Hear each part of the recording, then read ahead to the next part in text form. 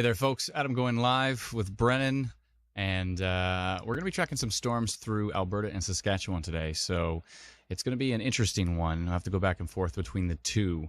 The strange thing is that the forecast models they used to look very strong for Saskatchewan. They were like extremely strong, and now they kind of look like it might be a bust. So we're going to have to just kind of go through the day and see how this does develop. But Alberta was looking kind of like a slight risk, and now Alberta's popping up with a whole bunch of isolated cells. So Alberta might be the more interesting situation. So we'll have to see. Saucy Studios says, Adam's back. Hey, how's it going? So, yeah, Brennan's got Alberta storm reports up on Facebook here, refreshing the reports. And if things get interesting in Saskatchewan, then obviously we'll pull that up as well, too. But of course, if you are on the Book of Faces, if you are on Facebook, please send in your reports to Alberta Storm Reports on Facebook. You can join the group there, and it's definitely been growing pretty huge, so it's pretty wild. So, but yeah, so we can see a storm that is south of Calgary behind me in the 3D Weatherverse. We will touch on that in a minute. I know many of you have seen the 3D Weatherverse on the previous live streams. This really cool software we're building in Unreal Engine 5. But let's go take a look at Instant Weather Pro, which is another piece of software we have built. And let's take a look at that storm. So this is the non-3D version of it here. So got a little hail core going on southeast of Bennett at the moment. And this is southeast of Calgary right now. But we've got quite a few isolated little supercells popping up here. So we'll have to see if any of them really get rooted and start to produce something significant. But you can see some mammatus clouds to my right here, and it's quite the little bubbly underbelly of the backside of storms. So it's really interesting to see those mammatus clouds.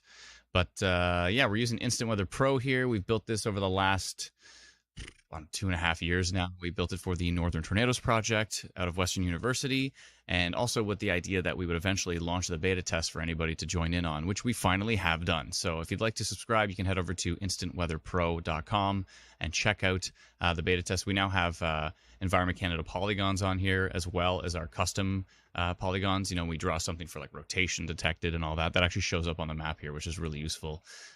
Yeah, and so we've got those built into it now, which is super, super awesome. And the nice thing about them too, if you're familiar with any other Pro Radar software, if you notice, you know, warnings seem to be getting stuck elsewhere for hours and hours after they're not, you know, in place anymore.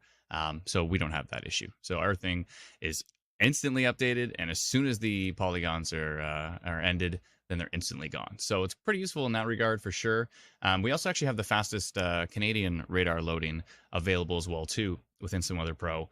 From my testing of several different Pro Radar softwares that have Canadian data, we're somewhere between 30 seconds to 120 seconds faster for the newest frame. So when you're like waiting the 6 minutes for that next radar frame, you know, like 2 minutes is a big deal.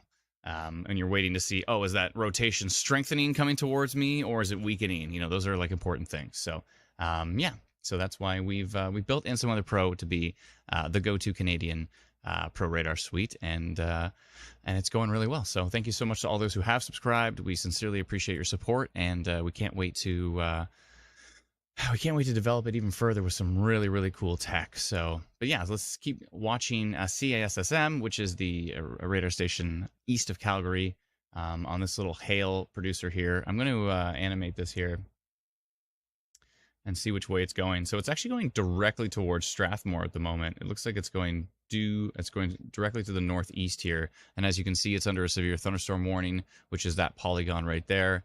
And severe thunderstorm warning has been extended to the east towards Strathmore as well too. So, yeah, so that is definitely something to watch. With that one, looks like it could be bringing some big hail, or at least some severe hail, over to Strathmore. So, winds are actually, there's some interesting. I don't know if that's. It almost seems like an outflow feature because it's on the north side of it. This is another feature of Instant Weather Pro, which is quite useful.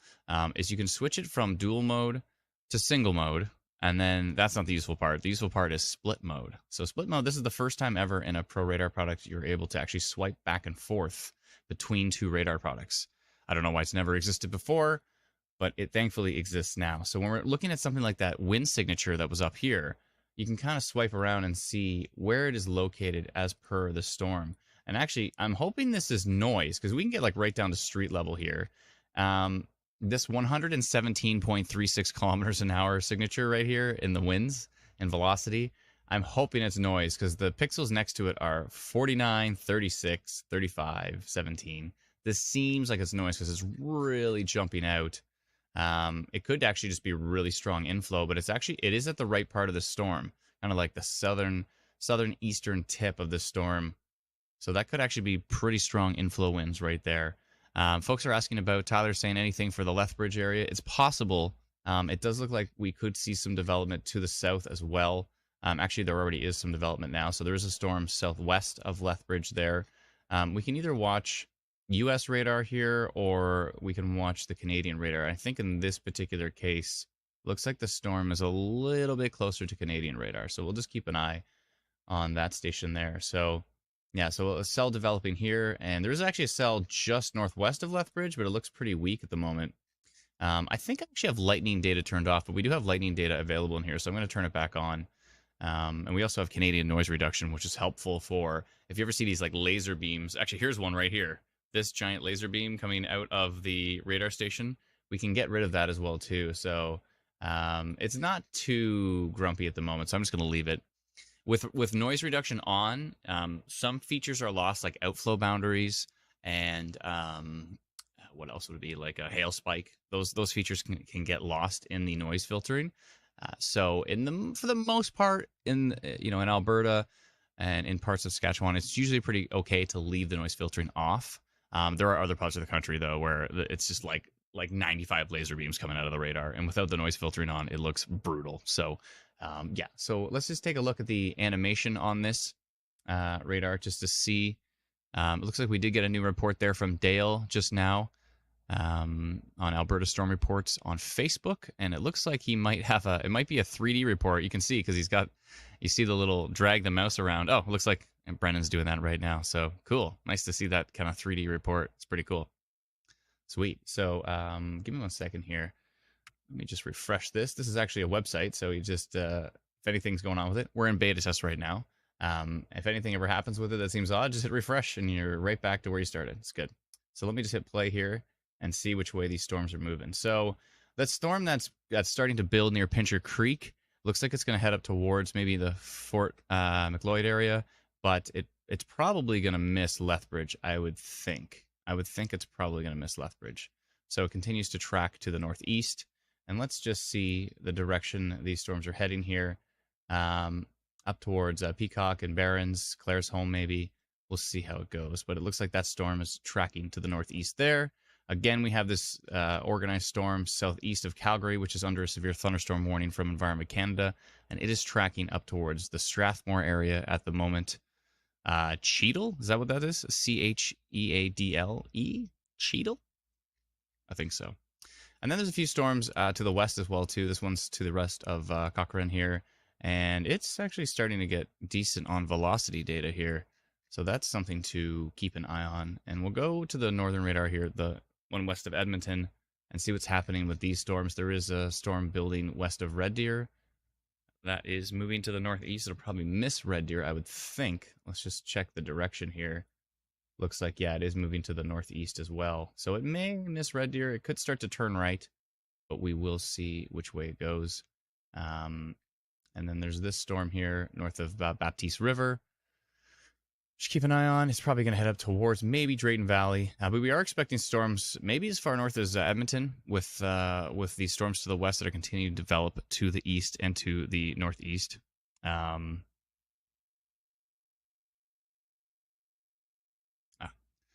Patricia on our team scared me for a sec. She says, in our team chat, she says, it says July 30th. And then I'm like, did I get the date wrong? And I'm like, no, I'm pretty sure it's July 30th. My birthday was yesterday, so I know that it's July 30th today. So it scared me for a second. I realize now what she was mentioning. Okay. Chris Graham says, hey, Adam, I want to take a look at CISCV near Pembina Forks. I'm looking at what I think is a tight rotation there. I'm not the most experienced, but worth taking a look. Okay, I will for sure. Pembina Forks, which would be, I believe, this storm right here. Where's Pembina Forks? It should be in that area, would it not be? I could search for it. Brazo Dam. I think that's the one, unless you're talking about Oh, maybe it's this one over here. Ah, okay, it is the one to the west. Let me see here. Yeah, I've been watching this one. This one has been interesting too because it had what looked like a giant hook on it, but there was really nothing on velocity that was interesting. And then it kind of weakened. I think I can show you that giant hook I'm talking about if I can go back enough frames here. Let me switch back to dual mode, which is where we see velocity on the right and we see reflectivity over on the left. And then we can compare the storm structure to the winds. Oh, Kelly says you pronounced Cheetle correct. Also, the orange stuff in your hand after you eat Cheetos is called Cheetle, pronounced similarly, which is why they had the giant Cheeto there. The more you know. Let's go back a few frames here. Let's see if I can see that what I thought. Oh, okay, not enough frames, but the frame right before this, I can add more because we're at 6 frames right now, but we can go up to 50. The frame before this kind of had this big, long, what looked like kind of a hook feature, but it didn't look very strong on the wind velocity. So I think I see what Chris is talking about. I mean, yeah, there is rotation in this. It's just not super duper organized or strong. Most storms have some, at least some rotation in them to an extent, unless there's really like pulse storms that are very outflow dominant and they just completely, they look like nothing on velocity. But in this particular case, these storms are in a decent environment. We have slight risk in place in Alberta.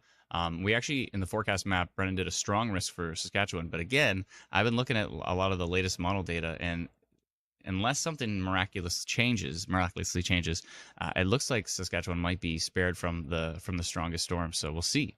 We will see.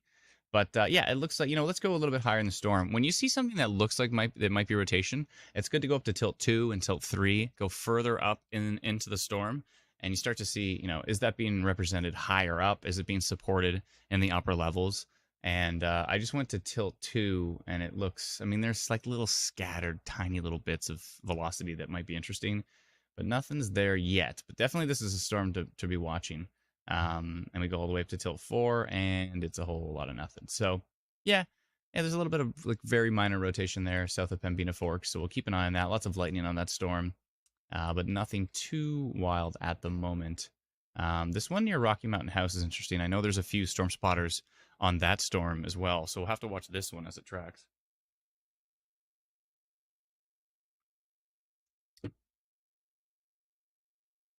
Olivia coming in with a happy birthday, Adam. Thank you so much, Olivia. Appreciate it. Selena says, still waiting. Selena, did you ask me a question? If so, I'm going to try to find it, but maybe it's far back. By the way, side note, we're live on many, many different pages right now. And actually, I forgot to go live on TikTok, so I'm going to go live right now on TikTok. There we go. We're live on many, many different pages right now. And therefore, we're live on Alberta Stormwatch, Saskatchewan Stormwatch, Alberta Storm Reports, Saskatchewan Storm Reports, YouTube, Twitch, and Alberta and Saskatchewan Twitters. And then we're also live now on TikTok. So when you post a question, you might think you're the only comment on your page, but there's comments coming in from all these different pages at the same time. So sometimes it's tricky to see. But Selena K, I will try to find your previous message. I might not be able to find it. Maybe it's too far up this page. Selena, did you have a question? Because if you did, please let me know again so I can answer that for you. Try my best to answer as many questions and comments as possible, but of course, at times it gets a little convoluted and it's difficult to answer them all. Chris says, thanks for the educational lessons there, Adam. I swear I will go for my Canwarn training soon. It's all good. Canwarn, I don't think Canwarn covers how to read velocity radar. They're more so trying to recognize different types of clouds and to know if they're an issue or not. Trying to determine the difference between, is that a scud cloud or is that actually a funnel? Is that a shelf cloud or is that a wall cloud? Those things there's a gray area between those two. So it's really good to understand the differences of them for sure.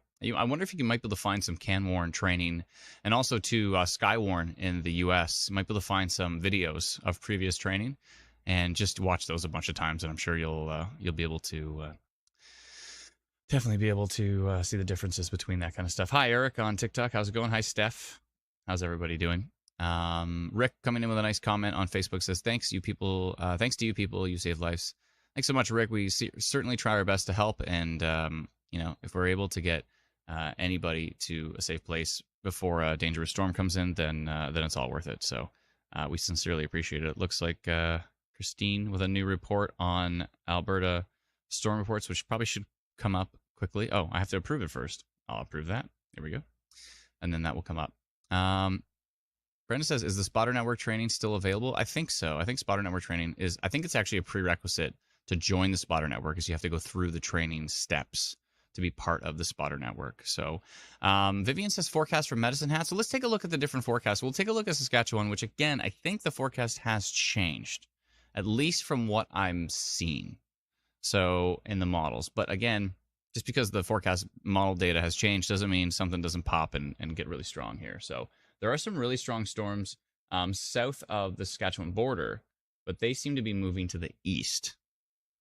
So it's hard to say if they're actually going to affect Saskatchewan proper, but we'll see. So let's jump first to the Alberta forecast map. You can see it here. Actually, Brendan, I'm just going to go full screen for a sec just to, I think I should, you taught me how to do this, but now, there we go.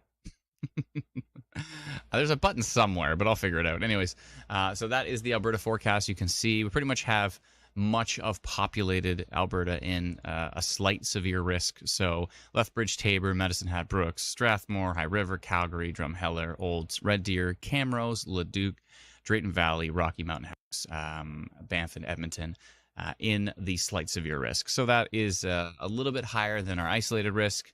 It's a little bit lower than what we would consider a strong risk, quote unquote. But we could see some strong wind gusts. We could see 3 to 4 centimeter hail, some isolated 50 to 75 millimeter flooding, and there is an isolated tornado risk. It's not a for sure thing, but when you have storms like this that are isolated and have a decent environment to work with, anything's on the table. So so we just went with an isolated severe risk here in Alberta. Now I'm going to show you the forecast map for Saskatchewan, but again, I believe it's more of a slight risk at this point, maybe even down to an isolated risk, because I'm like running through. Sorry, one sec. I just want to answer this question here. Susan says, why can't I turn mobile sideways and see the pictures? You might, depending on, so you're on Facebook. I think there's a button that will make it full screen. So if you turn it sideways and then you hit that button, it should actually fill it to the whole screen. So I'm pretty sure there's a button on Facebook that will give you full screen. But yeah, side note, if you're watching the live stream with your phone like this, turn it sideways and the city names will be drastically improved. It's a much, much better experience for sure. So, but yeah, we had a strong severe risk around Swift Current, Assiniboia, and Shaunavon, and Maple Creek-ish areas. But if storms don't pop in that area, I mean, the environment is decently strong there, but if storms don't pop in that area, then, the risk goes down the drain if you don't have any storms that show up. So, Susan says, thank you so much, LOL. No worries, Susan. And Melissa had a good point. She says, maybe you have your screen rotation lock on, because I think depending on what kind of phone you have, there's a way to lock it so when you turn it to the side, it still stays vertical. Yeah. Oh, Shailene says Shaunavon. Shaunavon.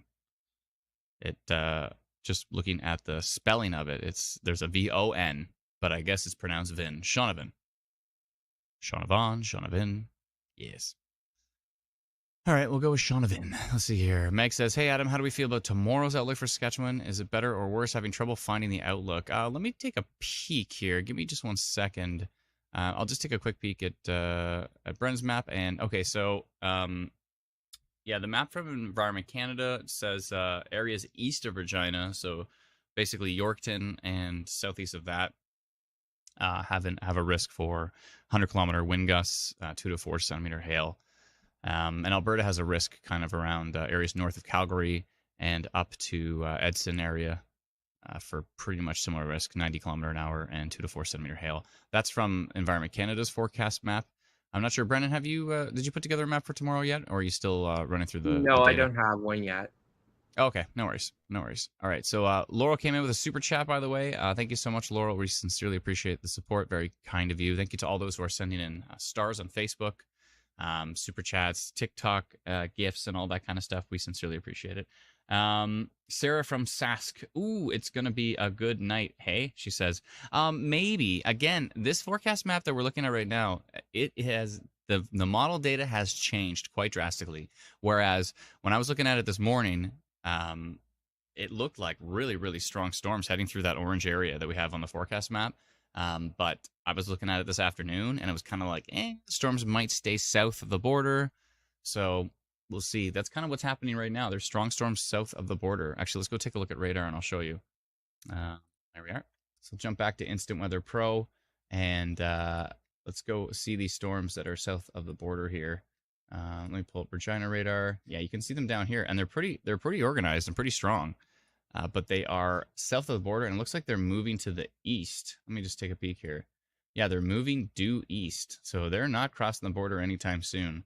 And currently, it's a whole lot of a no-show, maybe a couple little tiny little pop-ups, but pretty much a no-show here in Saskatchewan. So Saskatchewan could be a bust. Let's just put that out there right now. It could be a bust. That would be great. Unless you're like really excited about seeing some cool storms, unless you really need some precipitation. But besides that, if you don't want severe storms, which most people don't, then it's definitely it could be a bust for those areas. Burnside coming in with, this isn't for custom weather forecast requests. Why not? If you have any custom forecast requests, please let us know. Sorry, Burnside. We're going to answer questions. That's what we do. Let's see here. Logan Campus coming in with, I have a question. Where is this located right now? I just joined. Oh, so we're covering storms in Alberta and Saskatchewan at the moment. That is kind of where the risk is today. There are some storms over in Ontario right now. They don't look too strong. And Eric said half of Saskatchewan is in a state of emergency due to drought. Okay, so you want the rain. That makes sense. Yeah. Michelle says, Kindersley, Saskatchewan needs rain desperately, plus 30. So you'll take the severe weather just for the rain. I can appreciate that. But yeah, it's looking kind of busty. So maybe that's the wrong word for it. But it's looking like a possible bust for storms in Saskatchewan. I could be wrong. I'm just going by the model data. The model data has shifted drastically. So we'll have to see how these things happen. So Dax says, hi, Adam. Just curious where a person finds your radar after subscribing. Oh, so if you subscribe to Instant Weather Pro, Teresa sends out the instructions by hand, and sometimes she can become overwhelmed with that, so please be patient. I would also double-check your spam folder, because many, many times people email us hours later and say, hey, I found the instructions in the spam folder. So if you did subscribe to Instant Weather Pro, first off, thank you so much. Secondly, check your spam folder, and please be patient with Teresa as she sends those out. So let me just make sure. I'm going to send her a message, make sure she's aware that they're flying in here. And if she can't, then I'll go send them out by hand. It's no problem. I can help with that as well, too. Patricia says busty is the wrong word. Yes, maybe busty would be the wrong word for storms not happening. Let's go with could be a bust. We're not going to throw a Y at the end of that. I mean, we did. But let's reverse course on that one. Let's see here. Teresa, one second.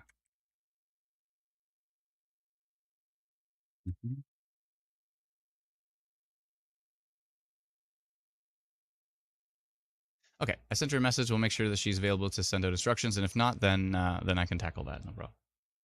Let's see here. Sharon says, how about Swift Current and Moose Jaw?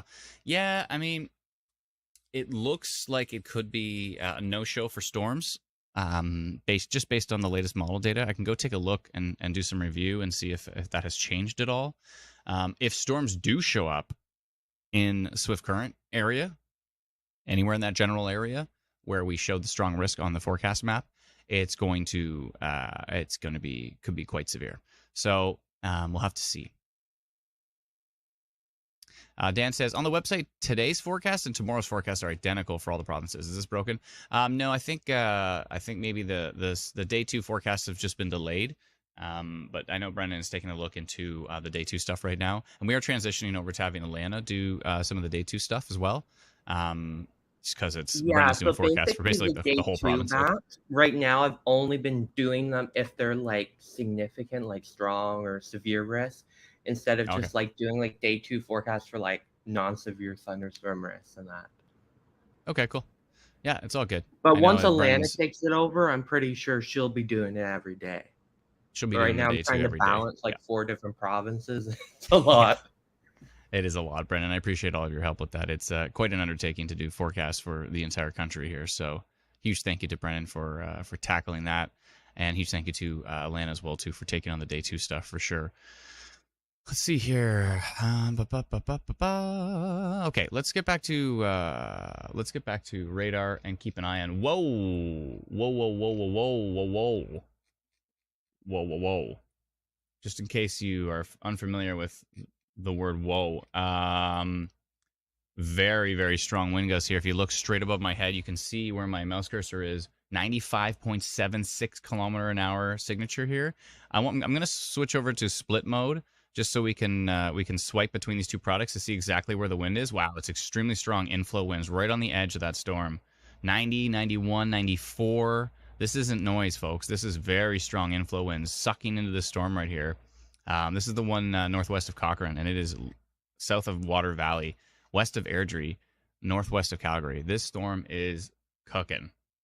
Yeah, it's really stepping it up a notch on that latest frame. It's under a severe thunderstorm warning from Environment Canada, as you can see. When you click the map here, you can see that. And whoa, let's see how much it. Yeah, it really stepped it up from the last frame. It actually started to show some broad rotation here, and then on the next frame, the inflow winds are insane. So yeah, it really kicked it up a notch. And that is heading to the northeast towards Madden and near and NIER. I don't know how to pronounce that. I'm sure that's probably wrong, but that's I'm famous for pronouncing things wrong, so I'm just gonna continue with that that great reputation of mine. Let's see here. Yeah, it's maybe heading up towards Dog Pound, near Crossfield, probably up towards Carstairs eventually. I'm going to turn off lightning here so we can. Right now, our lightning data shares the same layer as our city names, which is kind of annoying. So if we turn off lightning data, and actually, again, Instant Weather Pro is a website, so I'm literally just going to hit F5 and refresh this. There we go. But if we turn off lightning data, we should get some more town names as well. So what else is up here? So Madden near, I guess it's about the same. Bottrell, and Crossfield, and then up towards Carstairs. Yeah, up towards Carstairs, but really, really strong influence on the front of that thing. That is really kicking it up a notch. Let's go up into Tilt 2 and see. Yeah, that really jumped out at me. Whoa, Tilt 2 actually has a little bit of rotation. It's on a strange part of the storm, though. This is starting to turn into a little bit of a flying V. A flying V supercell, but typically you'd have, if the rotation was down here, kind of that southern, southwest corner, that might make more sense. What looks like Tilt 2 rotation is a little bit further to the north here. So, like that storm is, whoa, we just already got a new frame out of it here. So let me just, we already got the 17 frame. 1 second here. Let me just make sure we have the latest. Oh yeah, we did get an update here. Whoa, it's still going super strong. 90 kilometers an hour on radar. Really sticking out as the strongest storm we've seen so far. And now it's starting to kind of get a little bit more structure shape-wise to it. And that might be some developing rotation, actually, because it's really just a really strong signature on that side of the storm. It's standing out right now as the storm. It's stronger than everything else we're looking at here. The one west of Lethbridge, north of Pincher Creek is kind of starting to get going. But this one is really standing out as the storm right now. Northeast of Cochrane, southwest of Madden, and this is in Alberta. For those who are joining us in Saskatchewan, Saskatchewan might be a bust today. We might see a lack of storms. If storms do show up and they're strong, the severe risk is going to be quite impressive. But if storms don't show up, then no severe risk. Obviously, you need the rain. But we'll see if that actually does occur. But this storm, whoa, kicking it up a notch. I think I might send out minor rotation on this one. Minor rotation and strong winds here, but that's really kicking it up. Suds, by the way, is using Instant Weather Pro, so Suds has been very helpful with tracking radar and sending. There's been times where Suds is like, "Hey, this storm's rotating over here," and I wasn't even watching it, and then I go and check it. I'm like, "Oh, you're right, it is rotating." So that's very, very helpful. West of Edmonton, east of Cole Valley, there's a cell that has clear but not super strong rotation. Thank you very much, appreciate it. Nicole says, "Is there anything likely to hit Airdrie?" It's possible. It is possible. It's possible. We'll see. But yeah, this storm over here is getting some big time hail on it. This was the Pembina Forks one, I believe, was it not? Where's Pembina Forks? There we go. Yeah, that is the Pembina Forks cell, and it's starting to kick it up though. It's got there's some broad rotation there. There's some strong winds, and it looks like there's some big time hail core right here in the purple. And you can actually on Instant Weather Pro, you can zoom right in and see each pixel. So you see this one is 69.5 dBz. That's getting pretty strong. We're getting towards 70 dBz, and this is looking like a little storm we want to keep an eye on. The one heading northeast towards Alder Flats and Buck Creek and Ant Ross and Pendrell. That's definitely got kind of that classic, starting to get a classic little supercell look to it. Rotation is not that strong on velocity as we swipe over, but definitely rotation is kicking it, or sorry, the structure is kicking it up a notch there. So that is one to watch. The Rocky Mountain House storm looks kind of boring right now, but this Cochrane one is definitely the storm with some action on it right now. I think I'm going to send out a minor rotation notification. Didn't mean for that to rhyme so much, but I think I'm going to send that. Oh, okay. Teresa's she's about to jump on the desk and send out instructions. So again, if you did subscribe to Instant Weather Pro at instantweatherpro.com, give it a few minutes and Teresa will send you instructions on how to get the website going. So this is actually a website. So it works on any computer, any tablet, any mobile device. And we are going to be integrating it into the existing Instant Weather app. By the way, if you have not downloaded our Instant Weather app, it's free, and you can get it at instantweatherapp.com. And a huge thank you to those who have downloaded or are using it. Please let us know if you use our app and what you think of it. Whether that's good or bad, we've had different feedback at times, but overall, typically pretty much in the positive. So we've had wonderful people using our app, and we sincerely appreciate it. Debbie's asking about Red Deer. Yeah, Red Deer might see a storm there. It's hard to say. There is a storm west of Red Deer, but it's kind of moving to the northeast, so you might get missed by that one unless it decides to extend to the east. So we'll see. Thank you for your question, Debbie. I appreciate it. Let's see here. Tracy says, this is very cool. What a great service. Thank you. You're very welcome, Tracy. Thank you so much. Sean says, when it's in the app, I will probably buy it instead of Radar Scope. Thanks so much, Sean. Appreciate it. One thing, again, we mentioned before is that our alert polygons, they don't get stuck for hours and hours and hours and hours and hours. So that's a pretty useful thing. And they show up instantly as well, too.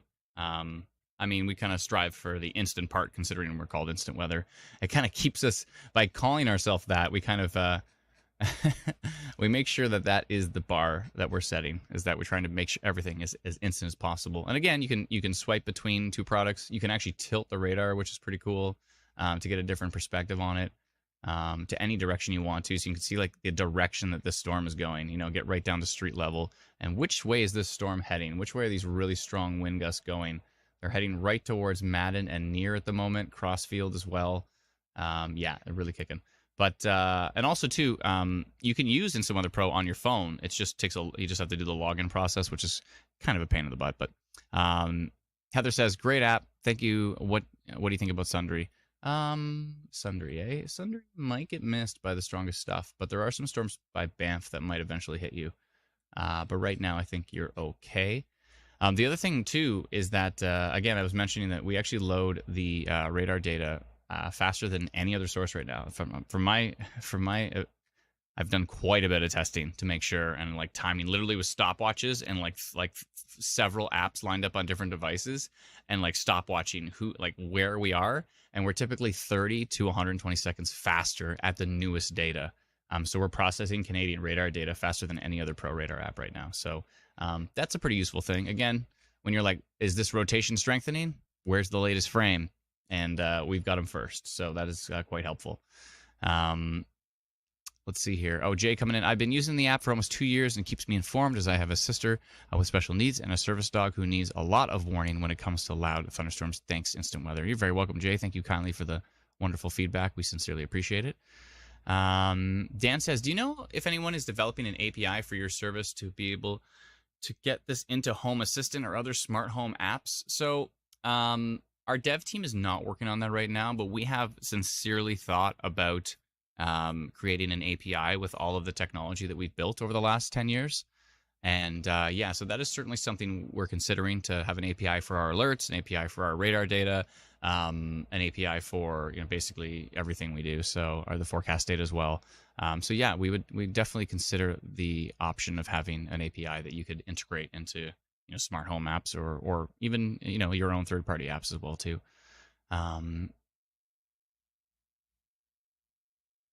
Jeff says, love the app and live stream. Thanks so much, Jeff. Appreciate it. What's the future radar showing for closer to Alberta Saskatchewan border, Lloydminster area? Good question. We'll go jump into that in a little bit, and we'll take a look at maybe some model data for the future.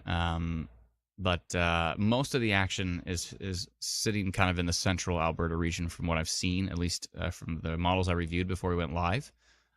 Chris says RSS feed time. Yeah, we might be able to do like an RSS feed. That'd be cool. Meg says, what would be the actual factor between strong winds and a tornado? What is the deciding factor there? It comes down to the environment. I mean, you can have strong rotation, and especially in Alberta, we've learned that, you can have strong rotation that only produces hail. And even though there's a super strong rotation on radar, you have like 10 storm spotters below that storm. It's got a big high base, only producing hail, never touches down. So it comes down to the environment of if it's gonna produce or not. But you can only basically go by radar and storm reports. So if there's nobody on the storm and the thing's got strong rotation and like a hook echo, then of course Environment Canada is likely going to put out a tornado warning on it, that type of thing. But it's tricky. It's tricky. That's why it's great that there's so many skilled spotters around Alberta that are typically underneath all of these storms. And so huge kudos to them for all of their hard work and spending their gas money and all that to get out there and photograph and document these storms, and of course inform Environment Canada if there's anything dangerous happening. So it's very, very helpful. So kudos to all those who do it. We definitely don't recommend just heading out there and doing it with no former knowledge. Study for years before you even hit the road. Learn how to understand velocity radar, understand reflectivity data, understand the fact that it's 6 minutes behind. So you think, oh, the storm is that far away from me, and then all of a sudden it's on top of you because you didn't calculate the difference in time. There's a lot of stuff. There's a lot of stuff like that. Sud says, you talk about environment a lot. How is that calculated? So, surface-based CAPE, so convective available potential energy is part of it. That's, like humidity and heat, humidity, and then you have, of course, your wind shear, which is critical. So you can have all the energy in the world, but if you don't have a lot of wind shear, then the storms are pretty much going to go up and go down. They could be, they could go really far up. They can go 40,000 feet in the air, but there's nothing really keeping them going. It's the wind shear. It's the different wind speeds going different directions at different levels that can create these horizontal vortices. Those can turn and get stretched to the surface. That's when you have a tornado. You need that kind of stuff. Deanna says, Drayton Valley, thunder, but dead calm. Yeah, calm before the storm is a classic thing. I've been in places that were absolutely dead calm before a downburst came through. So just because it's calm before the storm comes in doesn't mean that is going to necessarily determine how strong the storm is. Dan says, thanks for the info on the APIs. We are full-time RVing and travel throughout North America. Home Assistant automatically switches our location so we get a relevant warning automatically. Your system is the only one I know of that covers both Canada and the US. Could be a lifesaver, literally. Okay, Dan, appreciate that. Thank you kindly. Yeah, we'd love to do the API thing. It's just the to-do list is a long one. It's a long one. Dylan says, what was the initiative for starting a weather app in 2013? Did I have anything to do, or did it have anything to do with the Calgary High River flooding in 2013, or just conveniently a crazy storm year to coincide the launch? So we didn't actually launch the app until 2019. So it started with, we launched an app in 2015 called Tornado GPS, which is the first ever 3D radar mobile app. And it was pretty cool, but we had data issues, so we had to sunset that app. We took the revenue from that app and we built the text message alerts. And then we took the revenue from the text message alerts and we built the free app Instant Weather. And that was around, we started building it in 2017, 2018, and we launched it by 2019, 2020, I believe. And then we took the revenue from the Instant Weather app and we built Instant Weather Pro. So we basically just keep reinvesting over and over and over again to try to build better stuff. Yeah. So thankfully the winds on this particular storm have weakened a bit, which is good news. It is still severe, I'm assuming, and it's still under severe thunderstorm warning from Environment Canada. So definitely take it seriously if you're in the Madden and near areas. But the really strong stuff that I was saying whoa to earlier has weakened, so that's good. Let's take a look at that storm heading up towards Strathmore. It looks like Strathmore is going to be probably getting into some hail. It may have weakened a bit, so that is a good sign. Hopefully not super damaging hail like Calgary had earlier this year. Like Calgary gets every year, it seems. Or maybe not every year, but every few years Calgary gets smashed by big time hail. And it is quite brutal. Let's see here. Sud saying, take a look at Pembina Forks. Okay, well, this storm, before we get to that, I know this has nothing on velocity. Like, this is really, really weak velocity, but the structure of this storm is really turning into that classic supercell. Okay, now we're talking about some hail. Holy moly. We should probably go look at this in 3D. Yeah, there is some broad rotation here. It's still very broad. It's not super organized, but look at the hail in this thing. What is this? 73.5 dBz. Whoa. That is a beast. I'm sure it's under a severe thunderstorm warning. Of course it is. I wonder what the details are on that severe thunderstorm warning. I bet the thing says, like, at least ping pong, golf ball, probably higher. Probably higher. Big time hail on that storm for sure. Let's see here. Just scrolling through the different reports. Go. Okay. That thing is... How big would that hail be? Big. That hail is going to be big. We should go look at the hail core in 3D because that's going to be pretty interesting. I'm going to jump over to the 3D weatherverse here, and we'll take a look at that storm in 3D here. If you think 3D weather is cool, which I do, and some people do as well too, which is cool, you can check this out at 3D Weatherverse on YouTube. Give us a follow. We are pretty close to the beta test of this as well too. Now, this is different from Instant Weather Pro. So Instant Weather Pro is a website, and it will be coming to the Instant Weather app. This, on the other hand, was actually built inside of Unreal Engine, which is an extremely high-quality gaming engine. If you've heard of Fortnite before, if you've heard of the show Mandalorian, the back of the Mandalorian show is all done in Unreal Engine. That's how realistic it is. So we've actually built this, and using real 3D radar data, we're able to actually simulate these storms in real time. So let's get rid of that radar for a second. I'm going to go fly over to Edmonton here and go click on the CASCV radar, and let's load this up. And I want to take a look at these hail cores because they are ridiculous. Let me make sure I've switched to the world origin being there. Perfect. That should make our accuracy pretty bang on. Let's see here. Where's that Pembina Forks one? I think that's this one up here. So that's Grand Prairie. I think it would be that one. Let me just make sure. So there's the, if I go to the radar station, there's that one right there, and then it's this one right here. Okay, this one's got the insane hail core. So sorry for getting I know we're using real lightning data as well too, but sorry for getting motion sickness if I'm flying around too fast here. But this storm is ridiculous. I want to take a look at the hail core here. So so if I click on creator mode here and I go to world settings, bring down our radar density to 0001. I bring up our show summary all the way, and then I'm trying to figure out what's got the biggest hail core. I think it's this part here. Is it this part that's got the biggest hail core? Which part here? I'd say probably that, but let's go over here and dial this back. So we can actually change the cutoff here. So we can do the full structure all the way down to the hail core. And this is actually the 3D hail core of this storm right now. So basically a giant ball of ice frozen in the air. In real time, we can see it, which is pretty cool. And this is the one that's actually east of Pembina Forks right now, and it's got some big time balls of ice floating inside of it. So we can actually dial this back even further, or we can bring it right up to its full structure. So that's the full structure we use to simulate the storm in real time, and then and again real lightning data as well. And then we bring down our show summary to 0.3. We can actually simulate a tornado in real time with this, but we typically try not to do that unless one is actually happening. And then we're actually using the real wind data to move the storm around as well too. Chris says, "Wow, that hail core went up to 73 dBz." Yeah, it is.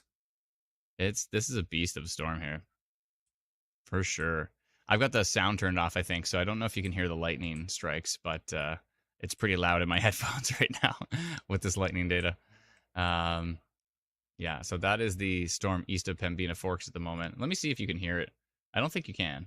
Can you hear the lightning or no? Probably not. Let's see here. Meg says, I've heard that tornadoes and large hail always accompany each other. Necessarily true? No, they don't always. Definitely not always. Always is always in weather is this doesn't happen. There's never an always. But they both typically require a strong updraft, and for really big hail, a strong rotating updraft is important. Yeah.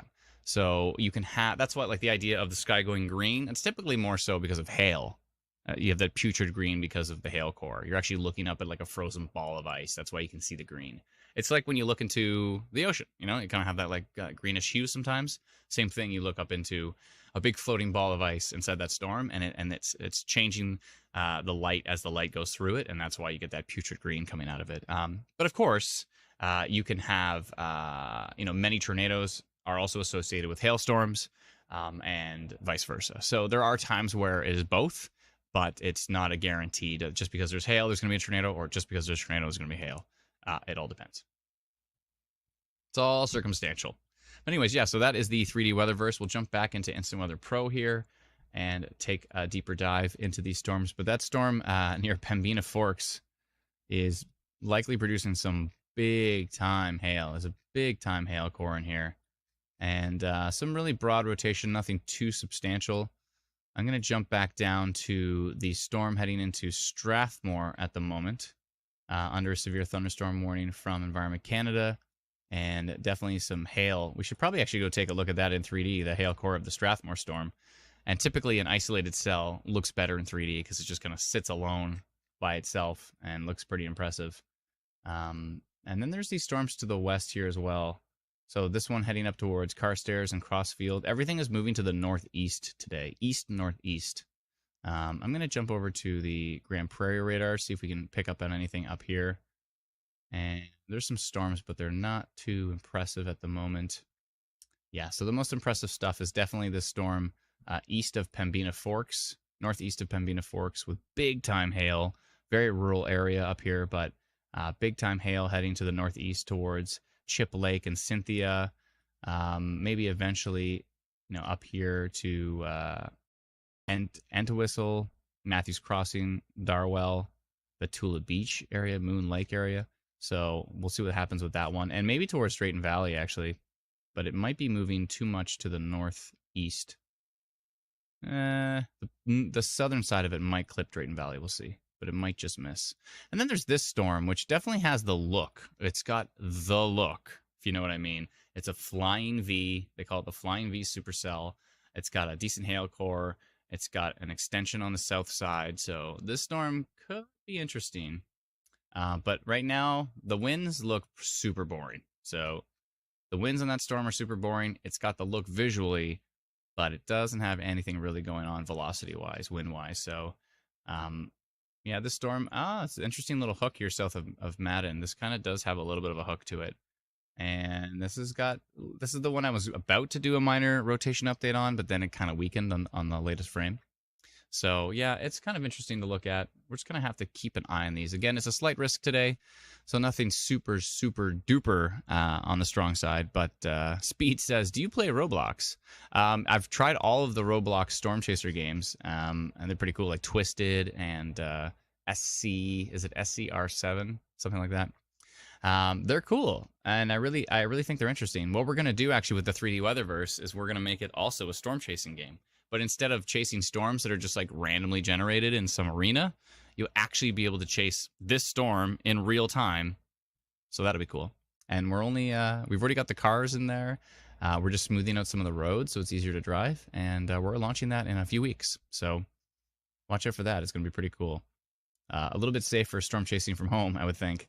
And for those who like really want to eventually become a storm spotter and a meteorologist, much safer to do it from home and to try to understand how storms move, how they can change, how they're different from the model data, how you think they're moving to the northeast and all of a sudden they shift to the southeast. And we're actually going to spawn tornadoes inside the 3D Weatherverse automatically based on reports. So when a tornado warning comes in and says confirmed tornado on the ground, we're going to use the rotation couplet to actually spawn the tornado automatically inside the 3D weatherverse. So all of that stuff is going to be pretty darn cool. Pretty darn cool for sure.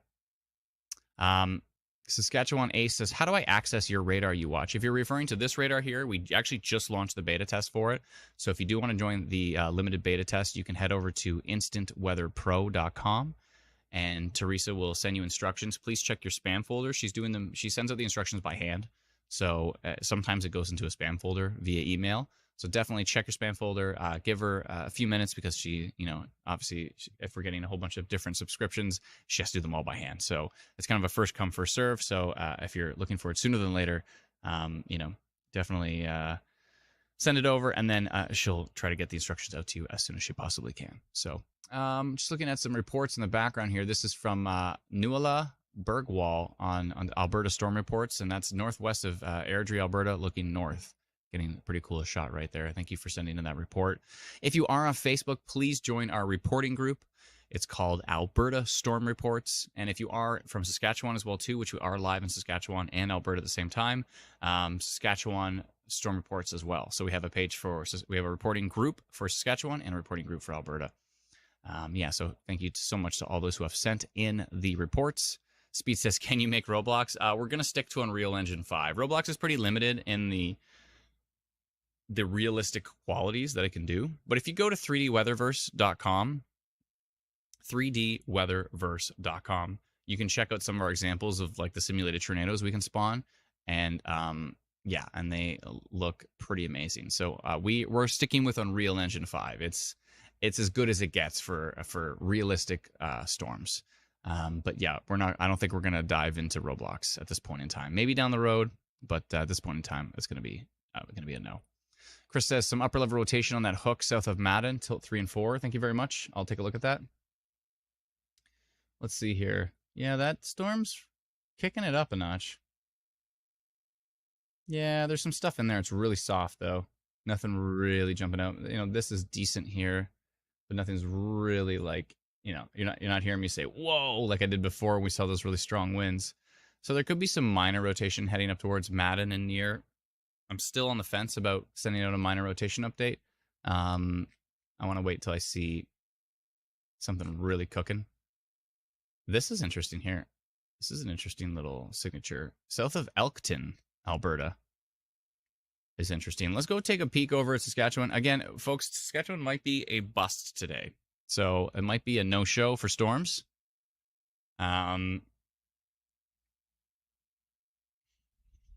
Speed's asking, can we make Roblox streams? Answer is going to be a no. At this point in time, Speed, it's going to be a no.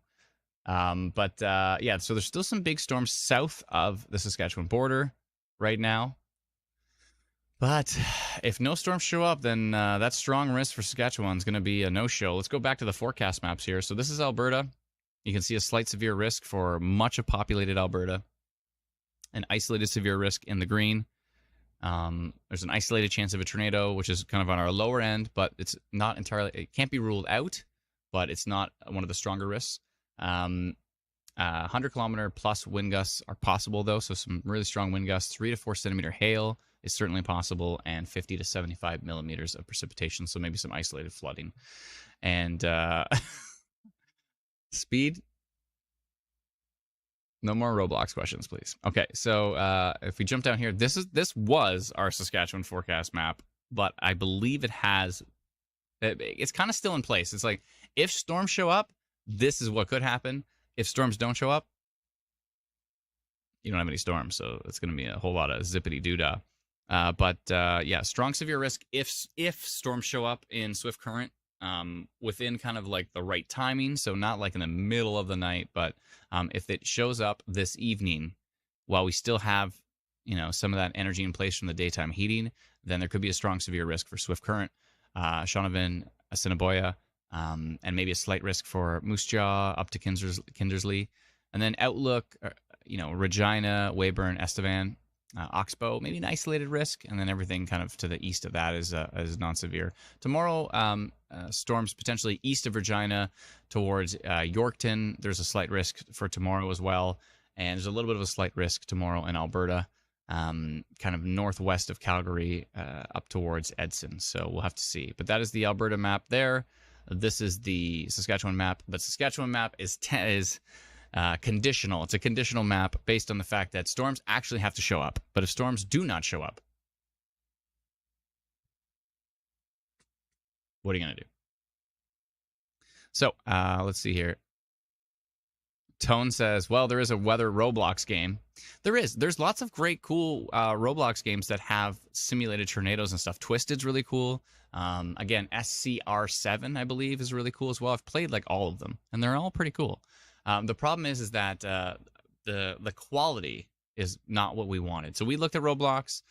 We've looked at some of the other platforms, but Unreal Engine by far. Unreal Engine is like, it's the cat's meow, I guess is the right term for it. And I don't like that term at all. Why did I even say it? But yeah, Unreal Engine by far is the most realistic game engine. Like I've been in years and years of research on this. By far, I mean, Unity can get pretty good, but Unreal Engine by far is the best. And that's what we've built the 3D Weatherverse in. So again, head over to our YouTube channel. It's if you go on YouTube and search 3D Weatherverse, and you will see some of the examples of what we've been able to do. And the bee's knees Melissa comes in with. Yeah, that makes sense. That makes sense. For sure. Brett says, tomorrow, July 31st, 1987, Edmonton tornado. Was it July 31st? I think it was, wasn't it? Yeah, 27 fatalities in that one. That was brutal. Our thoughts, obviously, with everyone being affected. Everyone who was affected by that. And I'm sure that being affected by that will never, that's never going away. So that's going to be something you carry for the rest of your life. So that's a significant event. 321 Life says, what about Saskatchewan? So I mentioned a few times here, Saskatchewan is a conditional risk. We did go live in Saskatchewan just in case something pops. We're already live, but some of the future model data says that Saskatchewan's going to be boring. So we'll see. Jason on TikTok says, what about Airdrie? Looking pretty bad right now. Let's go take a peek. Lots of heat warnings, of course, you see in pink. All in yellow is severe thunderstorm watches, and there are some isolated severe thunderstorm warnings as well, too.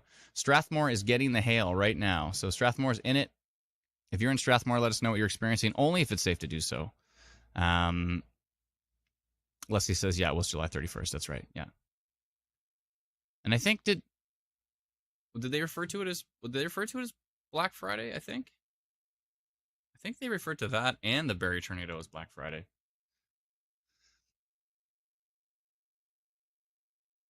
Next, Suds, I'll take a look at it. So let's go take a look up here as well. Yeah, that storm west of Airdrie. The storm west of Airdrie looks pretty strong, but it's heading to the north, so it's actually going to miss Airdrie, I believe. Yeah, Airdrie's fine. It's going to head up towards Carstairs for sure.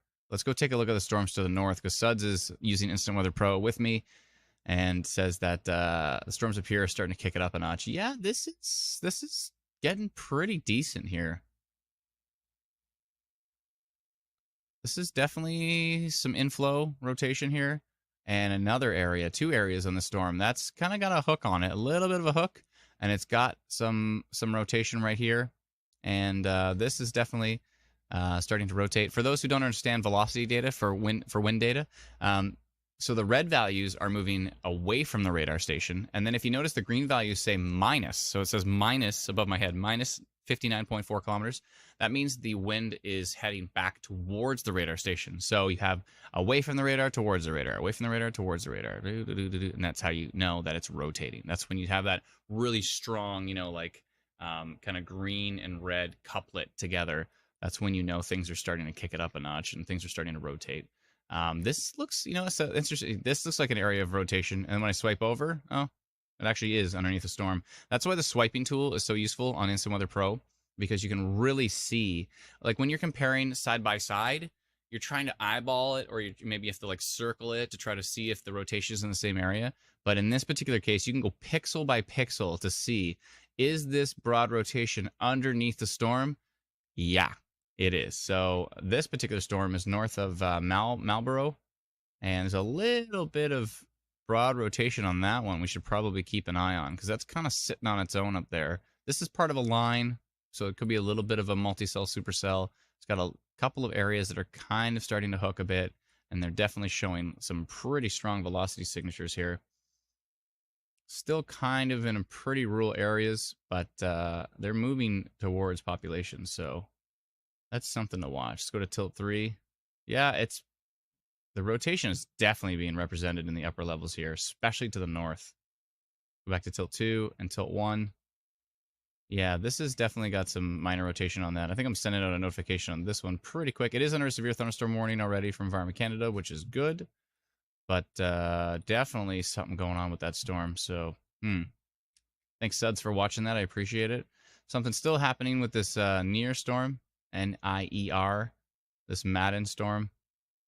Some strong wind signatures in here as well. Again, it looks like Airdrie is going to be missed. There is an outflow boundary here, though. You can see it in, especially if you animate, you can really see it fall. So it's coming off of this storm, and it's this boundary. So the boundary is going to head right into Airdrie. So Airdrie is going to get real windy, but yeah, but it's not really going to.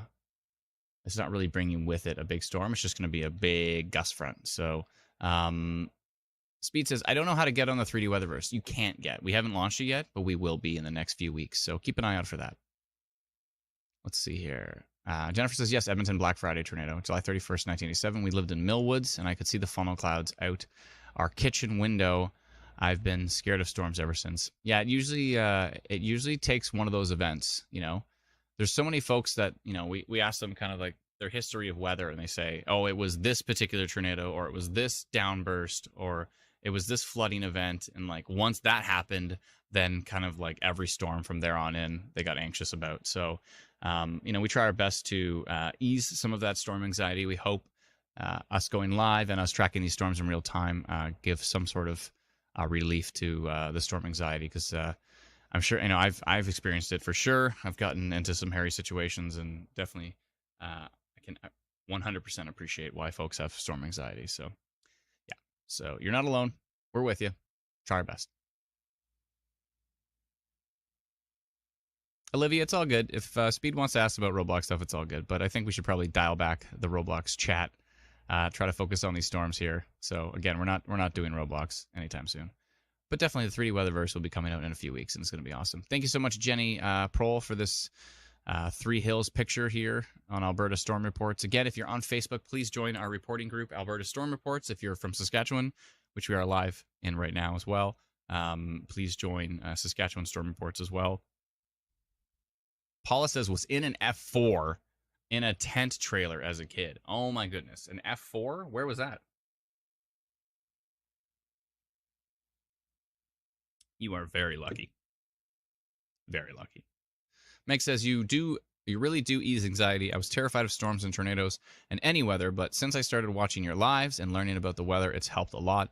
And I know I ask a lot about tornadoes, and I'm sorry, lol, I know it's annoying. It's not annoying at all, actually, Meg. Your questions have been great, so keep them coming. I don't mind answering them as long as I can, as long as it's not overwhelming with the storms. But you know, obviously sometimes it gets pretty darn busy, and I'm not able to answer any questions at all. But the storm is starting to move north of Strathmore at the moment. Definitely got some hail in there. And let's take a look at this Crossfield one as well. Yeah, some strong winds heading up towards Crossfield at the moment. And then there's the storms to the north, which let's see if we can get an update here. That Pembina Forks one this one is really kicking it up. Yeah, this is a strong storm. It's a strange looking velocity signature. Looks like more maybe like a hail signature than a really strong meso, but there's definitely rotation in the storm. And really strong winds and big time hail. That is still the one. This particular storm is still the one to watch. It may head up towards Drayton Valley eventually, but it may miss. I keep saying it may miss to the north, and it keeps building to the south. So we'll see. Like, you know, here's Drayton Valley, and the storm is going this way. So do you think this part of it might hit? Maybe. This storm that was looking great structure-wise is under severe thunderstorm warning from Environment Canada near Alder Flats. It's really starting to weaken. It didn't really have any rotation to sustain it. These storms need rotation to be sustained. They need wind shear, or else they can't really keep things going. And they eventually just fizzle out. So the storm southwest of Fort Mac looks interesting. Under a severe thunderstorm warning from Environment Canada. Which way is it going? Is it going towards Fort Mac? Maybe. Oh, it is. Yeah, this is kind of heading in that direction. So we'll have to keep an eye on Fort Mac as things develop later on. Air quality statements up to the north as well, too, of course. And let's go back and see what's happening in Saskatchewan. A whole lot of nothing. Wah, wah, wah. We're keeping an eye on SK, but might be a whole lot of squat today. The models, I mean, I'm telling you, the models this morning, I was like, whoa, we need to be going live in Saskatchewan. That's how I was just like, wow. And then I was like, things are starting to get weaker. And then I checked them out right before we went live, and I'm like, looks like no storms at all. So Saskatchewan could be a whole lot of nothing. Smurfat 078 on TikTok says, anything for Regina or RM of Sherwood Park? Maybe not. It's possible it's going to be a whole lot of nothing. We didn't have much for a risk in Regina as well, too. If we go back to our forecast map for Saskatchewan, we had Regina in like an isolated severe risk. You're right on the edge of the risk area. But the problem with this risk area is that it needs storms to actually manifest. So it's very possible that this is going to be a complete bust of a forecast. And then if we jump over to the Alberta map, it's already starting to kick it up a notch. So most of this seems like it's going to verify as far as at least some strong storms moving through the area. Aaron says Edmonton. Yeah, we've got Edmonton right on the very edge of our slight risk. So Edmonton could see these storms later on this evening. But for right now, you're fine.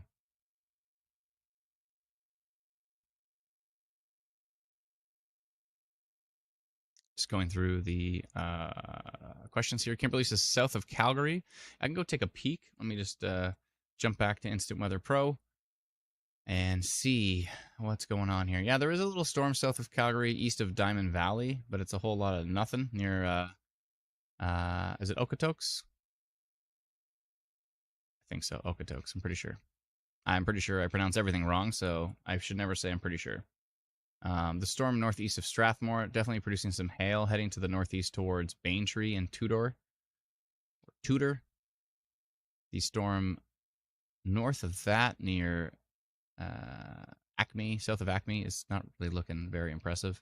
The Crossfield one looks interesting. It's got some pretty strong winds on it. It's likely going to miss Airdrie, but Airdrie should be getting that outflow boundary wind gust pretty soon. Gail says Crossfield wind is picking up. Yeah, that storm, I don't know, is it going to miss you? I don't think so. I think probably going to see some of this storm, and this has the stronger winds for sure. So it could be interesting. Chris is asking about Innisfail, Penhold area. That's a good question. There are some storms building around Olds that are heading in your direction. So yeah, you might see something. I know a few folks have asked about Red Deer as well too. You might see something from those southern storms. We'll see. Sorry if I move the map around too quick, folks, but ain't nobody got time to be slow with these maps. We got to go fast. Got to keep watching all these storms, especially when there's a lot of different storms to watch. We got to watch up here by Fort Mac. We got to watch down here west of Edmonton. We have to watch the stuff east of Calgary and east and north of Calgary at the moment. We got to keep moving around, taking a look at these storms. And then, we also have to take a look over here at Saskatchewan with absolutely nothing. Storms, there's strong storms south of the border. There's just literally nothing happening in Saskatchewan at the moment. Very possible Saskatchewan will be a total bust, but we'll see. By bust, we mean no storms showing up, which means no chance of anything.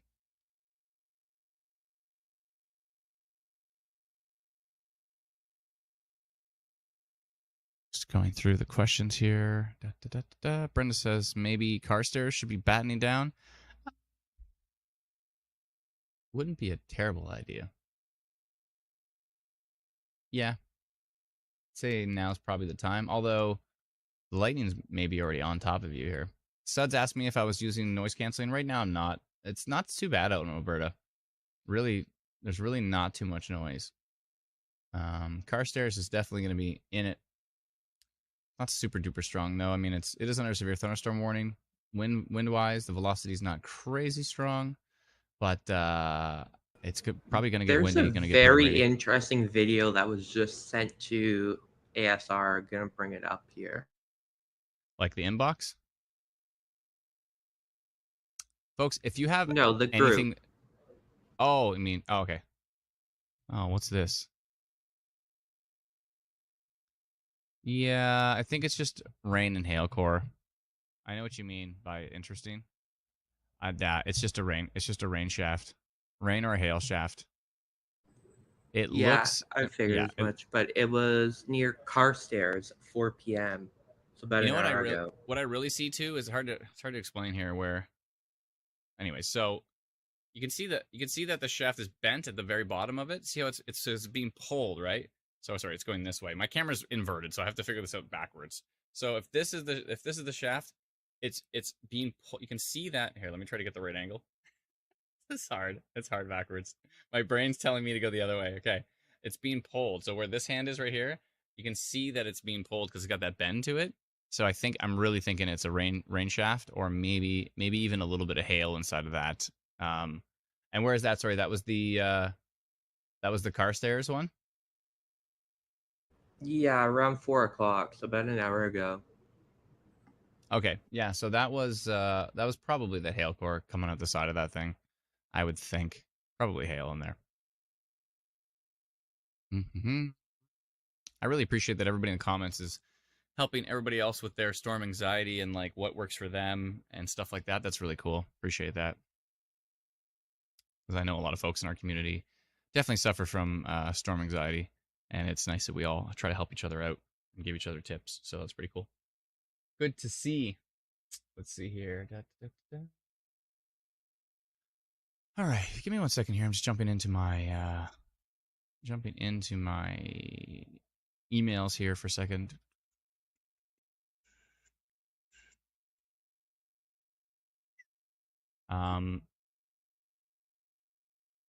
Sud says, question, in Instant Weather Pro, sometimes there's missing pixels of velocity data. Example in the Fort Mac one. I have noise reduction off. Just wondering if it's an indication of something.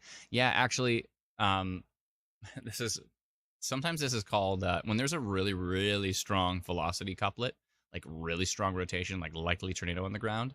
A lot of the time there's missing pixels inside of that. And I believe that is actually from Environment Canada's noise filtering that they do before they even send the data out. So yeah, that's actually called a Canadian TVS, where it's like a black hole in the middle of the.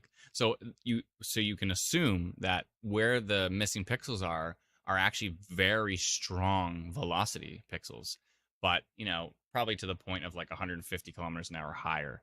So most of the time that's just noise. It's best that it's filtered out. But in the case of something, if you ever see like a really significant, like big time hook echo, and there's a very, very significant, rotation couplet, and the center of it is a complete black hole of missing pixels, you bet your bottom dollar that I bet you there's some really strong velocity data that was in that black hole that's not being shown. So yeah, that's definitely what happens. Brenda says Suds should be on the Instant Weather team. I mean, Suds already is. Suds is on like every live stream, tracking stuff all the time. But yeah, that they call that a Canadian TVS, a Canadian tornado vector signature. And it's we always have like a black hole dropout in the center of our really strong velocity couplets. So Smurfat 078 says, good to hear, but we need precipitation. I know, yeah, I know. Yes, many have articulated that things are way too dry in Saskatchewan right now. But yeah, nothing going on at the moment. So we'll see. We'll have to see. Mandy says, how are things near Rocky Mountain House? I'll take a look here. We keep checking on Saskatchewan because we're live there, but there's a whole lot of zip-de-doo-dah going on in Saskatchewan at the moment. We just went live just in case something decided to pop because the environment is actually quite strong in Saskatchewan. But if there's no storms there, then there's nothing to write home about. This is still quite a strong signature here. 93 kilometers an hour. This is west of Cynthia. This is a strong signature still. This is a strong storm for sure. If you are if you're in the Cynthia area or to the north of Cynthia, this storm is moving in, or to the west of it. Yeah, so west and north of Cynthia right now. The storm is moving in and it's quite strong, likely producing some very strong wind gusts and some big time hail.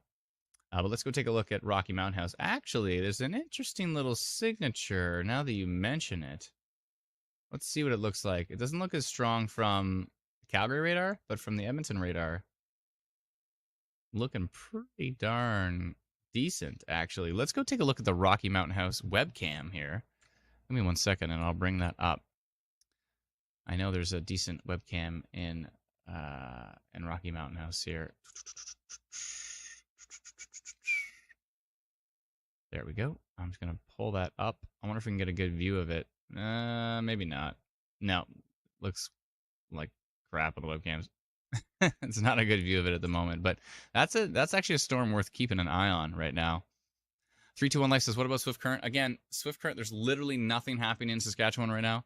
If something happens, I have a radar open on my iPad over here that I've got Bethune open right now. And if something happens on that radar, we'll go take a look at Saskatchewan. But for right now, it's a whole lot of nothing. Whole lot of nothing. So yeah, if something does pop in Saskatchewan, then if it pops around Swift Current, it could be severe. It could be quite severe, actually. But if no storms show up, maybe the cap's going to hold, no storms show up. I don't know. We'll see. But this is an interesting little minor rotation signature here, southeast of Rocky Mountain House. And what was that question again? It was her husband was driving to Rocky Mountain. Let me go try to find it here. Oh, Mandy said, how are things near Rocky Mountain House? My partner's driving home to Edmonton from out there. So if you are in Rocky Mountain House at the moment and you're going to Edmonton, I think you're fine at this point in time. You're obviously going to be driving through some rain. But the strongest part of the storm is down here north of Butte, northwest of Evergreen. Yeah, the strongest part of that storm is definitely down there. It's kicking it up a notch, though, depending on where they're heading. If you're in Rocky Mountain House, I wouldn't head... I'd try to head north. I try to get away from the storm. Head north and east. Don't go south and east, because you might drive right into this kind of rotation couplet that's starting to build. I would say this is definitely starting to build some minor rotation here. Let's wait till we have the next frame, which should be pretty soon, if not already. Hold on. Oh, we did get the next frame, and it weakened. So that's good news for those areas. Yeah, the next frame got weaker. And the next frame up here may have gotten stronger west of Cynthia. This looks pretty darn organized here. What's this, 110 kilometers an hour in here? Look at this, 110... 43, 61, 51, 110. That might be noise, but it's certainly... I wouldn't want to be driving through that storm. Boatload of lightning, as you can see. And yeah, if you're in Cynthia, if you're in the Cynthia area, north of Cynthia, if you're in Ship Lake, Carrot Creek, Lobstick, Entwistle, Moon Lake, that storm's coming in, and it's looking pretty beefy at the moment. Yeah, that is a pretty grumpy looking storm. Let's take a look at Tilt 2 here. By the way, if you want to follow along with this radar with us, again, you can subscribe at instantweatherpro.com. It's $99 for the year, which is like $8.25 a month, but it's our most premium pro radar product. We built it for the Northern Tornadoes Project out of Western University for Dr. David Stills there and his team to track tornadoes and hail and verify tornadoes and hail across Canada. And now we're finally launching it, the beta test after 2.5 years of development. And yeah, and it runs on basically everything. It's a website. So the nice thing about it being a website is that if you have multiple monitors, you can have like 4 radars on that monitor, 4 radars on this one. With every other Pro Radar app, you only have one program you can open. So you're stuck to one radar. Whereas with ours, you just open up Chrome tab here, Chrome tab here, Chrome tab here. As long as your computer can handle it, you can have multiple tabs open at the same time showing different radars. So that is actually a pretty useful thing. Let's see here.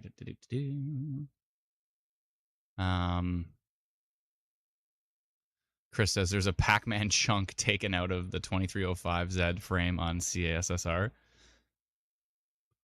Let's see here. I'll try to find it. This signature is pretty strong, by the way. Tilt 2 is looking even stronger.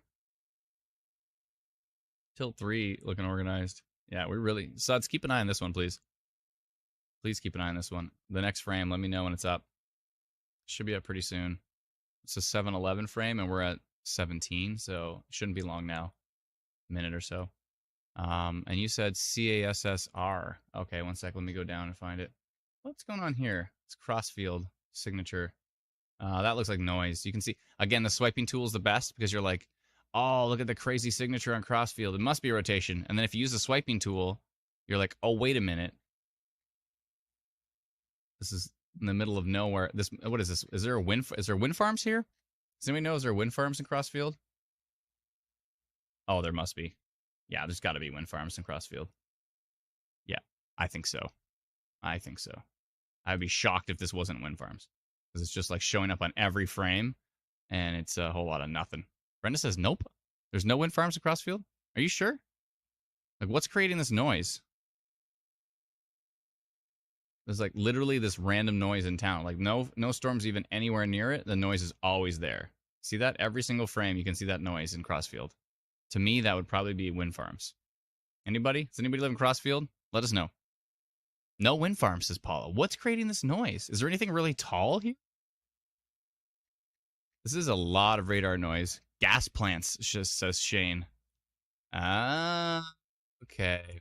It could be emissions. Interesting.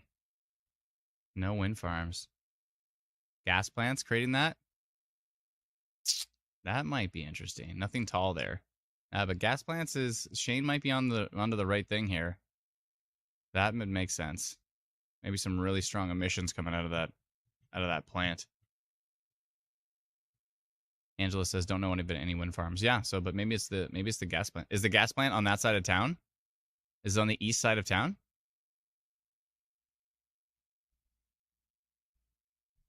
Because this is not a storm. This is like nothing. There's no way there's a storm sitting here doing nothing. It's on every single frame. It doesn't go away. And it's not anywhere that there's a storm. Jason says cooling towers? Yeah, maybe. Maybe. It's pretty close to the radar. That's why it's possible. Pretty darn close to the radar. Interesting. Strathmore storm showing some pretty strong winds here, heading towards standard. Radar is talking about 70, 77, 80 kilometers an hour winds showing up on radar on that storm. Starting to get a little bit of a hook here. There's a lot of these storms we're going to have to keep a close eye on. Let's go to the south and see what's happening down near Lethbridge. Oops, there we go. Not much. Some storms down here, but nothing's really that strong. Storm northeast of Lethbridge looks kind of organized. Nothing too exciting in the south at the moment. Let's take a look at CASSU. Whole lot of nothing near Medicine Hat. Take a look at Saskatchewan. Still nothing. I don't even know why I went live in Saskatchewan. I went live because I'm like, sometimes the models are completely out to lunch. Like the models say really strong storms, and then right before the event they say there's going to be nothing, and then you know what happens? Really strong storms pop out of nowhere. So the reason we went live in Saskatchewan is because it looked like a chance. But so far it's been a whole lot of squat. But hey, that can change. All it takes is one big pop-up, and there we go. We've had those situations before in the past for sure. So that says radar update is available for Edmonton. Thank you very much. Whoa. Yeah, this storm is still the storm. Which way is it going here? Let me go back a few frames. It just started to turn right a bit. I wonder if Edmonton has a chance with that storm. Like, it's trying to go to the northeast. So we're talking about this one right here, folks. It's trying to go to the northeast. But in the last two frames, here and here, it actually starts pushing east. What do you think? Does it have a chance? Maybe.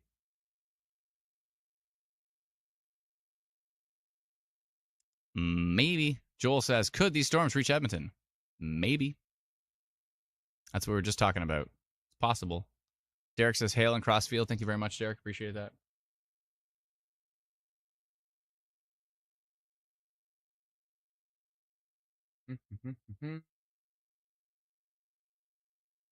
All right.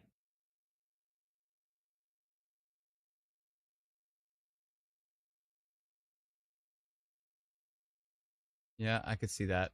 Definitely see something going on Crossfield. Definitely some noise there. Don't forget about that noise. Denise says, Lethbridge, huge storm. You mean the one north of Lethbridge? Look at that photo from Rebecca. Rebecca on Alberta Storm Report sending in a photo from Airdrie, that's the storm that's northwest of Airdrie at the moment. I think it's just gonna clip Airdrie. It started to extend to the south, so it might just clip Airdrie, but nothing looks super strong at the moment. The Lethbridge storm she's talking about, I believe, is the one to the north.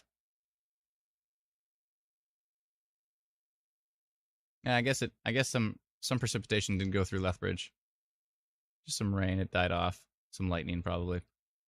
Nothing too strong on velocity at the moment. Still looking, not too strong on radar, so that's good. Then he says no in Lethbridge. Yeah, I think it's gonna weaken. You're fine.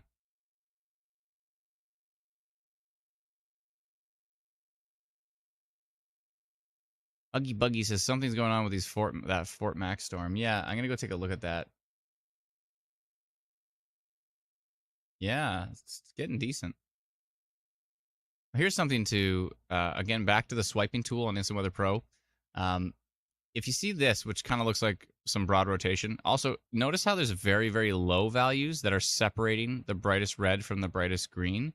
That's more of an outflow signature. Outflow being the opposite of something you would need for a tornado. So inflow is what you need for a tornado. You need the storm sucking in. You need rapidly strengthening and spinning updrafts, right? You need a strengthening, rotating updraft to maybe get to a wall cloud, to maybe get to a funnel cloud, to maybe get to a tornado.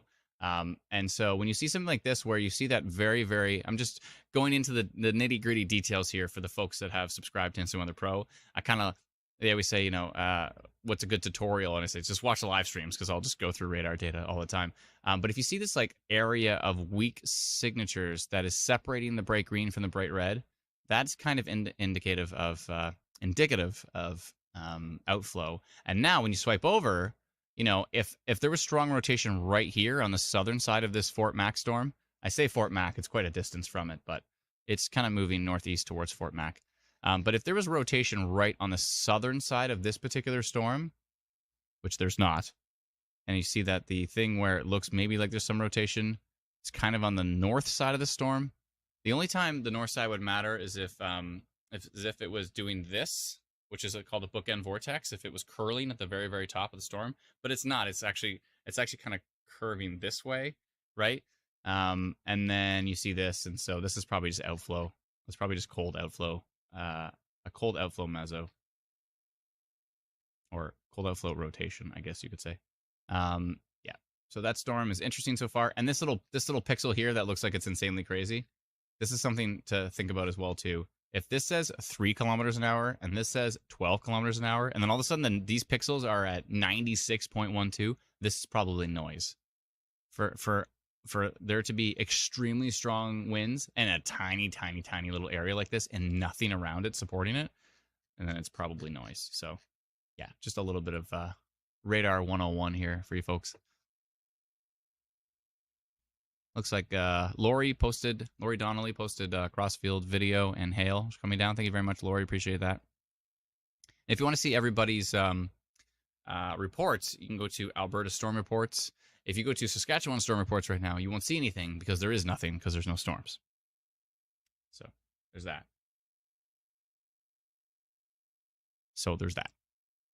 Nikki says, will Ontario get storms? There are some storms over in Ontario, but I don't think there's anything very interesting. Then he says, severe thunderstorm watch issued at 5:12, so nothing to worry about. Depends on where you are, Denise. Depends on where you are. Nikki says, with the Instant Weather Pro, do you have to pay in one lump sum, or can you do monthly? We'll eventually, in a few months, have monthly options. But right now, because Teresa is sending out the instructions by hand, it's a lot easier for us to maintain yearly subscriptions. So right now, it's $99 for the year, which is equivalent to $825 a month. But yeah, so it's only a yearly subscription option at this point in time for the beta test. But eventually we will have other options as well. Thank you, Chris coming in, new frame from CASCV. Appreciate that. Oh yeah. Whoa. Look at this. If this pixel's real, we've got 75 across from 93, which is probably not. But this is real right here. 87, 81. That's a nice looking storm. I don't know if it's going to get it done rotation-wise. Like, I don't know if it's going to be tornadic, but that is a pretty nice looking storm. Look at the lightning on the thing. See all the lightning strikes? It's crazy. If I zoom in, you'll see even more because we have to like, minimize the data as you zoom out. So it's, because you can't have every single pixel showing a strike. But as you move in, there's a bit of lightning on this storm. Okay, we got to go look at this thing in 3D. This thing's ridiculous. Hold on a second here. Dustin says pretty loud in Carstairs. Thank you for the report. I appreciate it. I'm going to jump over to...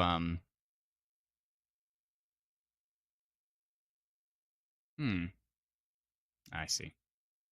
Interesting. Okay. I'm going to jump over to the 3D Weatherverse here. And give me 1 second here. Pull over your comments here. And... Okay. Jump over to the 3D Weatherverse and go take a look at this storm. I think it's this storm here, but we'll get the latest frame here. And again, if you like storms, the idea of storms in real time in simulated 3D, then you can definitely give us a follow on Facebook or Twitter or YouTube. Search for 3D Weatherverse. Okay, so let's have that. Let's add the latest frame, and let's take a look at this beastly storm because it is really kicking it up a notch. Where did it go? Come back. It'll show up. There it is. Just flew right through it. Okay. Whoa. All right. So let's see SCV. Let me just see where we are here. Okay. So if I back that up, actually, move forward and then back it up here. Okay. So that is the storm here, I believe. Let me just make sure. Or wait, I'm facing west. Oh, okay. That makes more sense now. So it's definitely... Let me remove that layer. 1 second here. What frame was that? Let's grab that layer again. 1 second here. Okay. So let's fly down here. And I believe it's going to be this storm. This is... Oh, yeah. You can tell as soon as I got down there. The lightning is insane on this storm. Whoa. I can't let me know if you can hear it. I don't think I have it turned on for you to hear, but I think I can. Oh, I do have audio monitor on, so maybe you can hear the lightning. Hold on, let me know if you can hear it.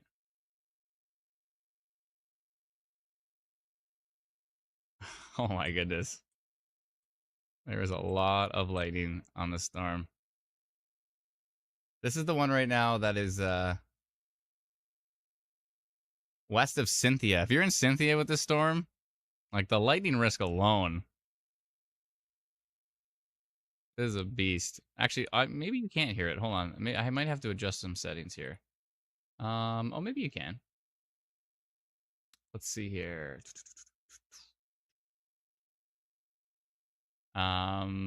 Yeah, let me know. Can you hear the lightning? I can't hear it. Okay, let me know if you can hear it now. Can you hear it now? What about now? Maybe not? Maybe not. Now, yes? Okay. All right.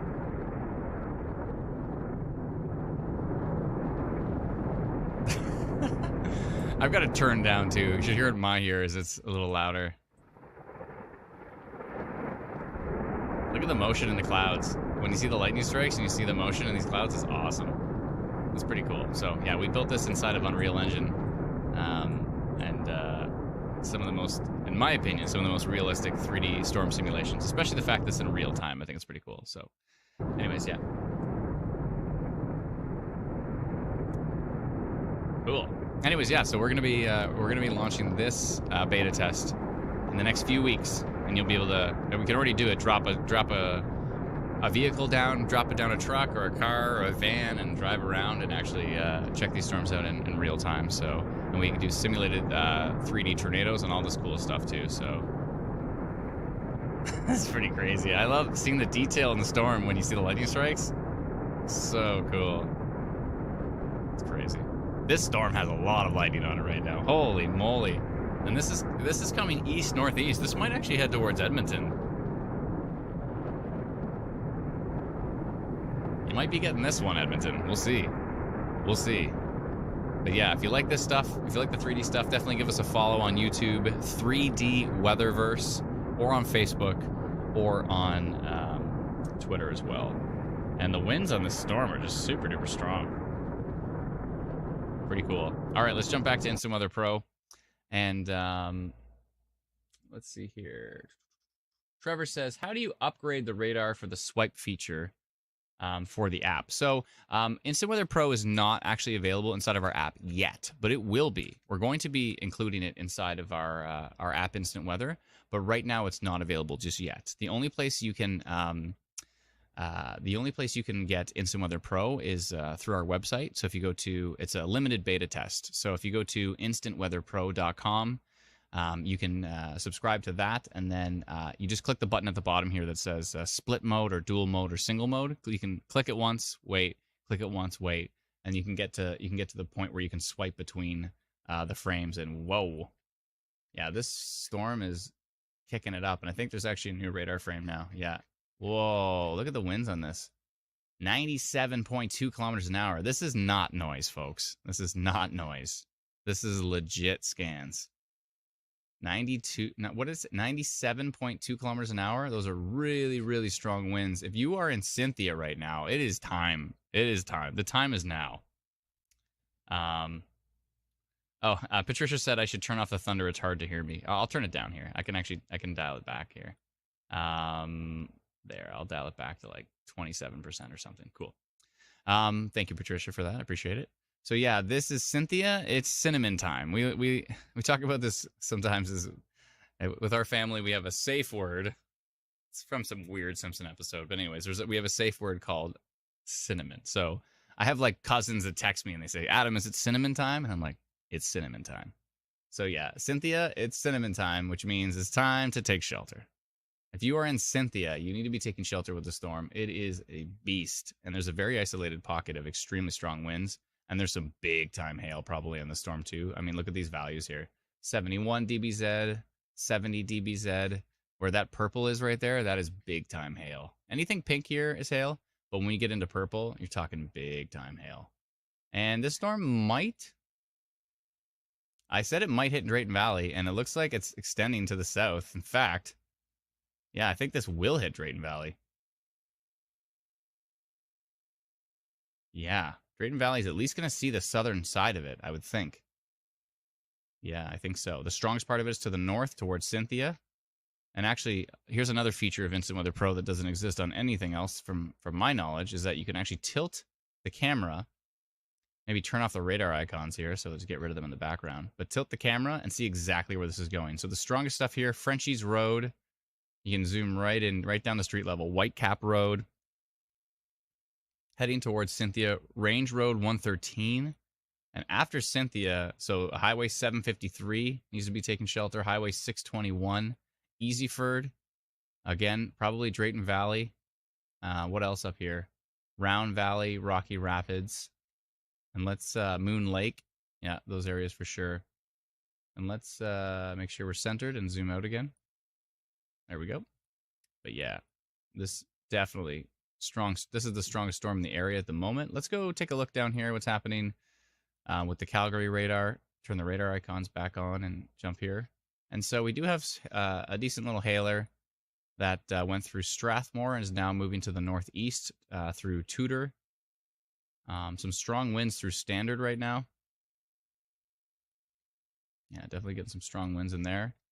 And there's also this storm north of Airdrie that went through Crossfield with hail. Yeah, the Crossfield area definitely got into the hail there. Most definitely. We saw some videos from that as well, too. Yeah. And it will be continuing to the northeast towards Sterlingville Then there's this cell. This Neapolis cell is interesting. It's got kind of a little hook there. That'll be worth watching. It might get overtaken by this line. Then there's a tiny little storm here down by Twinning with some hail. And there's storms west of Red Deer. Which way are they going? They're trying to go to the northeast, slowly but surely, into Eckville areas. And they're eventually going to head up towards Ponoka. We'll see what happens there. But I wonder if this storm is actually going to head towards Edmonton. Because if it does, and Drayton Valley. If it does, it's got some big time, probably some big time hail in there. And boatloads of lightning. Oh, that hail might have been even stronger on this latest frame here.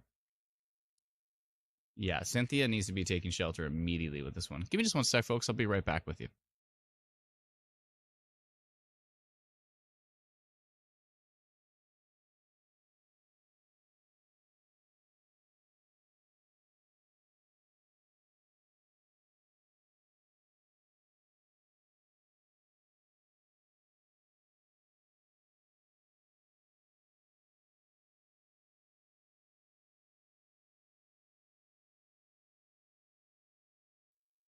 All right.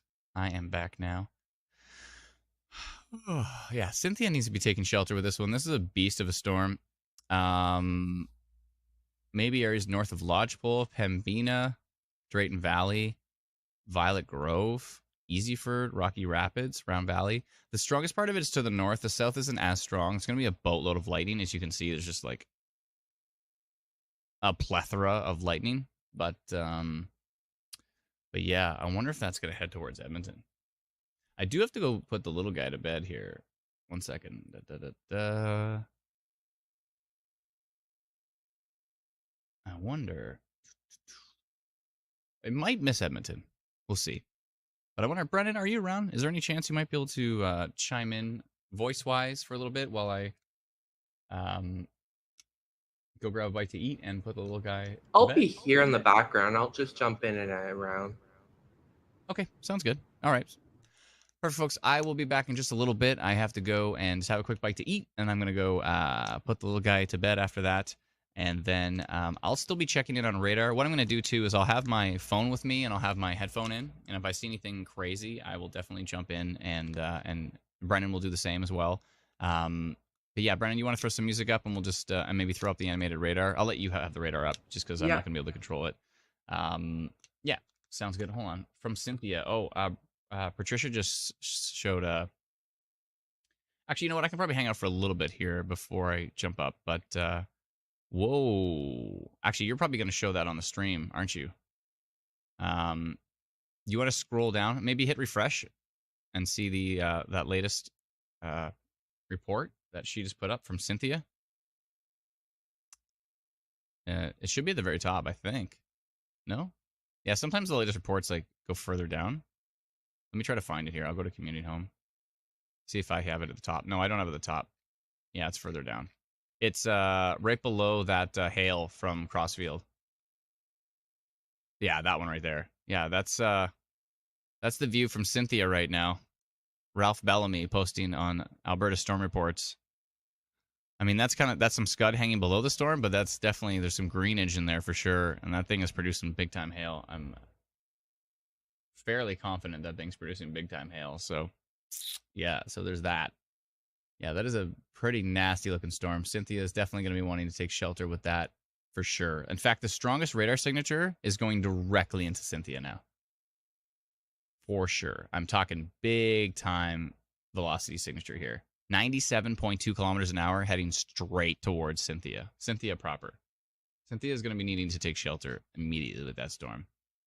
Yeah, it looks super strong. Actually, I'm going to send a polygon with this one, just saying Cynthia needs to take shelter because it is, yeah, it's a big one. Okay, I'm going to do that right now. Let's do a custom polygon here.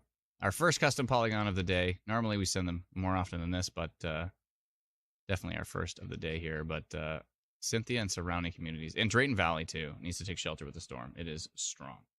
So let's go take a look at our custom update panel here. Let me change the zoom here. Can I get it? One sec here. Maybe the other way. No, that's probably best like that. That's fine. Okay.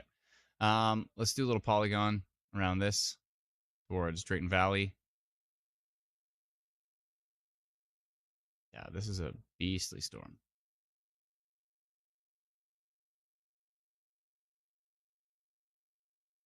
Might head towards Edmonton. It's hard to say for sure, but it's not entirely out of the question. It continues to track. It seems like it continues to expand to the south. So I'm actually going to extend the polygon all the way down to here. And I'm going to write here. One second. Let's go. I say Cynthia, take shelter. Hopefully someone named Cynthia doesn't think it's for them. I'll say Cynthia area, take shelter. Strong damage and wind gusts have been detected on the storm, moving directly into Cynthia and surrounding communities. And the time here is I'll do 5:44. That's not working. Okay, what time? PM. Sunday, July 30th, 2023. I don't know why I don't have that already pre-made, but that's okay. And that is AB Storm. Okay. And that's 5:44. It looks good to me. One person with our text messages there, but 714 with our free app. So we're going to notify a lot of folks there. Cynthia area, take shelter. That is a beastly storm. A strong damaging wind, gusts, and large hail have been detected on the storm moving in directly into Cynthia and surrounding communities. Looks good to me, and I'm going to send that out right now. That is a beastly storm. So there already is a severe thunderstorm warning from Environment Canada on that one. We want to make sure that folks know that A, we're watching this one, on B, we're definitely saying that these areas need to be taking shelter right now because it is looking super duper strong for Cynthia. And some really strong winds on the latest frame just showed up further to the south. But yeah, big time hail moving through those areas. And really strong wind signatures as well, too. So hopefully folks are taking shelter in the path of that. I didn't realize I had some random ad on the screen this whole time. And these things happen. But yeah, here's the little polygon I created. So Drayton Valley is possibly going to get hit with this. Moon Lake for sure. Entwistle, Gainford, Seba Beach, Tomahawk. And right now the storm is in Cynthia and heading kind of in this direction. It might eventually reach Alberta. It's hard to say for sure, but sorry, Alberta. Edmonton, it's hard to say for sure, but it's heading in that direction, so it's not entirely out of the question. But Cynthia area needs to take shelter with that. Large hail and big-time wind gusts in there, so hopefully everybody's staying safe with that storm. It looks like a beast, for sure. So, yeah, and as you can see on Instant Weather Pro, I created that polygon, and now that polygon's here. So if you click on this, it says Cynthia area, take shelter. And you can see our custom polygon right there, so... Again, if you want to track this radar while I duck out here, you can subscribe at instantweatherpro.com. Huge thank you to Teresa, who is sending out the instructions by hand. If you have subscribed at instantweatherpro.com and you haven't received your instructions yet, please check your spam folder and please be patient because Teresa has to send them out by hand. So huge thank you to those who have subscribed. We sincerely appreciate it. And again, you can also download our free app. Tej says, look at those leather shoes. I mean, they look nice. They look like nice shoes. And you can download our free app as well, too, to get notifications of, like when we sent that polygon to the 700 people, they all have our free app called Instant Weather. And you can download that at instantweatherapp.com. I'm going to go eat some food really quick. I'm going to be watching the storm as it tracks to the east, maybe towards the Edmonton area. We'll see what happens with it. Let's take one more last little peek at Saskatchewan to see if anything has popped. I don't think it has. But we are live in Saskatchewan, even though nothing's happening. We're thinking that it might be a bust out there. We'll see. That's what we call a bust, where storms just don't show up.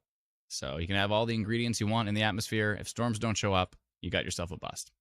But let's take a look down quickly at, before I head out, I take a look at the Lethbridge area. Lots of lightning and heavy rain, maybe some pretty gusty winds in there, but nothing's really standing out as crazy to me at the moment. This storm east of Strathmore, producing some hail and some pretty strong winds, and it's heading up into the standard area, eventually towards Beynon, Dalum, Beynon, something like that. I can't pronounce anything.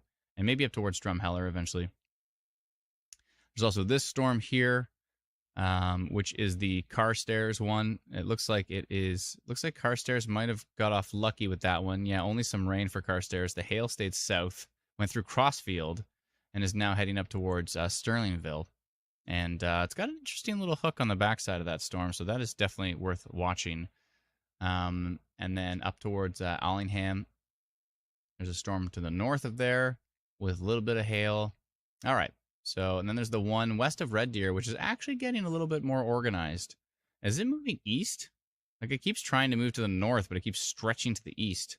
I wonder if that's going to affect Sylvan Lake and maybe Red Deer, maybe not. It's hard to say. Red Deer is probably going to see the storms from the south, or maybe not. They might move to the northeast too. Looks like these might split Red Deer and completely miss it, so we'll see. You never know, but yeah. But this storm is an absolute beast that is heading into Easyford and or Easyford, Drayton Valley, Rocky Rapids, and going right through Cynthia right now.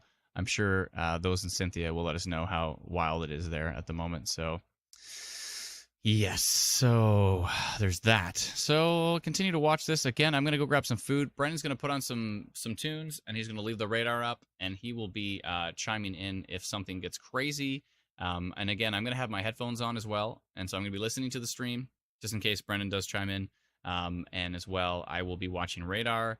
And as soon as I'm done eating and putting the little guy to bed, I will definitely come right back downstairs and I will be live on the stream watching this. So hopefully I'll be back before this storm actually ends up heading towards the Edmonton area. It looks like it's still a ways out, so I think we have some time here. But anyways, long story short, I'll be watching.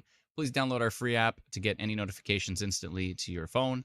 Again, you can download that at instantweatherapp.com. And if you want to actually poke around on our Pro Radar suite, then you can subscribe at instantweatherpro.com.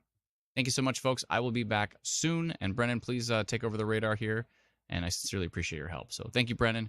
Thank you to Teresa, Alana, Patricia, Lindsay, everybody on the team. We sincerely appreciate it. So we'll be back very shortly. Thank you.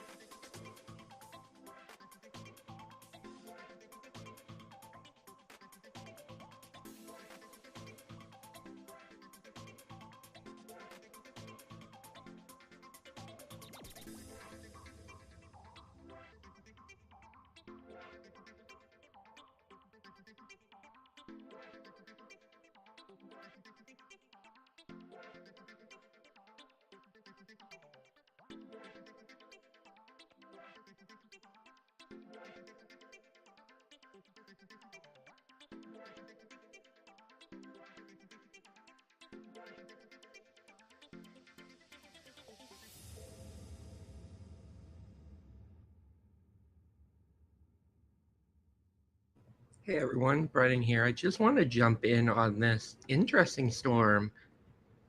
This is northeast of Calgary. It's just southeast of Red Deer.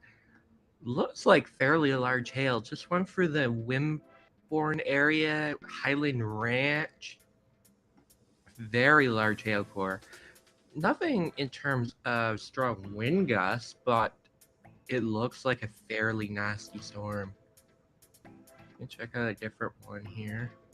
So this one's definitely showing a little more higher level rotation. But the closer radar station doesn't really show anything.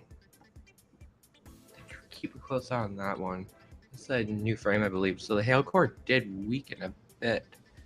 Yeah. I'll animate it here.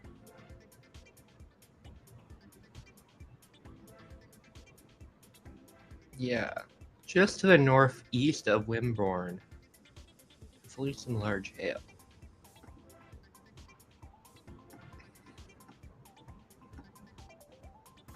Get back up here.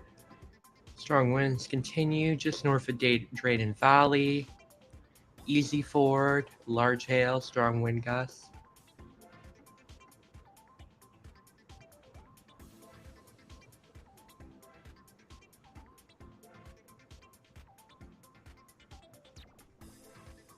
So we'll keep watching that. Some storms developing through Rocky Mountain House, Eckville. These ones we watch, but the main one is definitely this one tracking towards Edmonton eventually. We'll have to see how far it gets. So I'll be back. I'll jump in and out as needed. Oh, look at this pictures from Stephanie on Alberta storm reports. Drayton Valley at 6 p.m. just about 10 minutes ago. Very impressive storm structure. Anyways, I'll be back. I'll be watching in the background. If I see anything interested, I'll pop back in.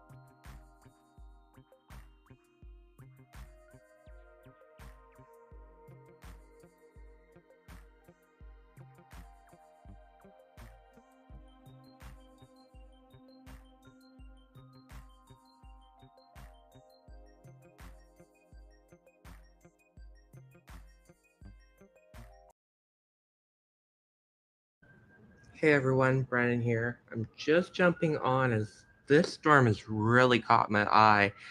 Just east of Hayes, heading into Cecil. You need to be seeking shelter in Cecil right now because if we animate it here, you can see how this strengthened on the last few frames as it tracks towards Cecil. Very strong wind gusts right now. Let me take a look. Yeah, I've been watching that too. It looks super duper strong for sure. Radar's estimating around 100 kilometers an hour. Yeah, it looks super intense. So yeah, definitely take shelter in the path of that thing. I think it's pretty beastly. But yeah, folks are continuing to watch. Just Brendan and I are both watching radar, keeping an eye on things, keeping an eye on reports, and we'll definitely chime in when things are intense, like in this particular instance. But yeah, if you're in the path of these severe warned storms, please take them seriously, and we'll continue to watch and track these as best we possibly can. So thanks to everybody who continues to hang out, and yeah, and we'll watch this closely. And but again, like you're saying, if you're east of Hayes, or if you're even east of that, this thing looks super duper strong. Yeah, really, really strong. Damaging wind gust signature, so probably a downburst or something to that extent, I think. Yeah.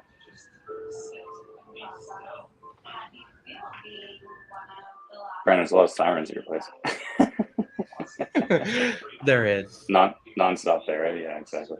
That's all good. Anyways, yeah, we'll continue to watch, folks. Yeah, I know you will. We'll continue to watch, folks, and we'll try our best to chime in if anything is super intense. And thank you again for watching and paying attention here and all your reports. And again, all the reports that are getting approved, they're going right up on the screen from Alberta Storm Reports on Facebook. So definitely join us on Alberta Storm Reports on Facebook. And if you are on Facebook, of course, then that's a great place to share reports. So yeah, I'm just doing some stuff around the house. I have to take out the garbage and recycling and all this fun stuff. So, anyways, I'm going to do all that, but I'm still watching radar, and we'll continue to track this the best we possibly can. So, thanks so much, Brennan. Appreciate it. You're welcome. Olivia says, "Coming to arrest you for the crunchy KD." Yeah, that was pretty funny. Clearly, they've heard that. Yeah, they found out about you and your crunchy KD. Anyways, all right, it's all good. Okay, we'll talk to you folks soon. We'll still be watching, and we'll leave the stream up. And thanks for animating the radar there, Brennan. Appreciate it.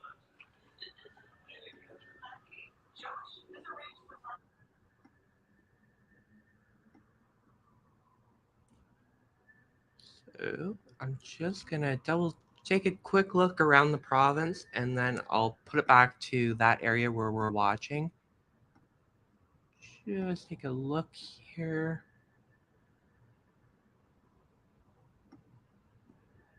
Yeah, the storms further to the north are pretty much dying out. I don't even think there's any severe thunderstorm warnings up in that area. Is there any up here? Trying to figure out. Don't think so. No. All these storms are basically sub-severe. There could be this one in particular to the northwest of Edmonton. It's not severe warned right now, but it looks like it could begin to marginally severe levels with hail, strong wind gusts. Radar's estimating around, that's probably underestimation, around 60, 70 kilometers an hour. That's probably the strongest storm in this area. And then, of course, down here is where we're watching more storms. I believe that's still under warning, but that should be coming to an end. So basically the only storms left that are as of concerning.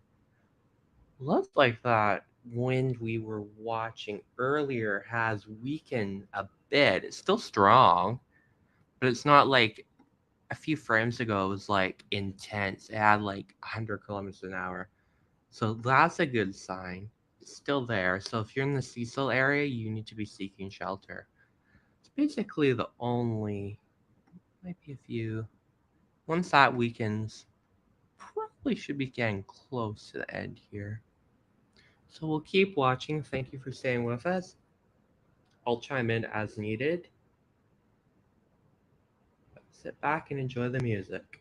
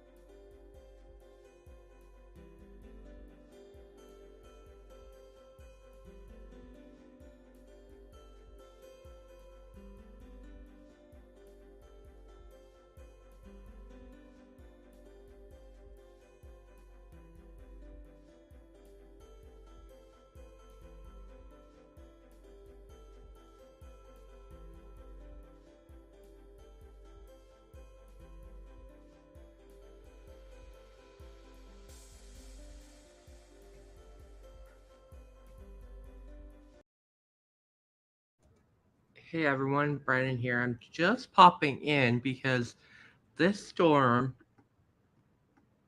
to the west of Edmonton has caught my eye. Last few frames near Westlock heading into Clyde, I'll just animate it here. You can see how it's kind of exploded within the last few frames. Very strong wind gusts. So this is a concern. And Environment Canada did issue a severe thunderstorm warning for that region. Just going to zoom in here so we can get a better look.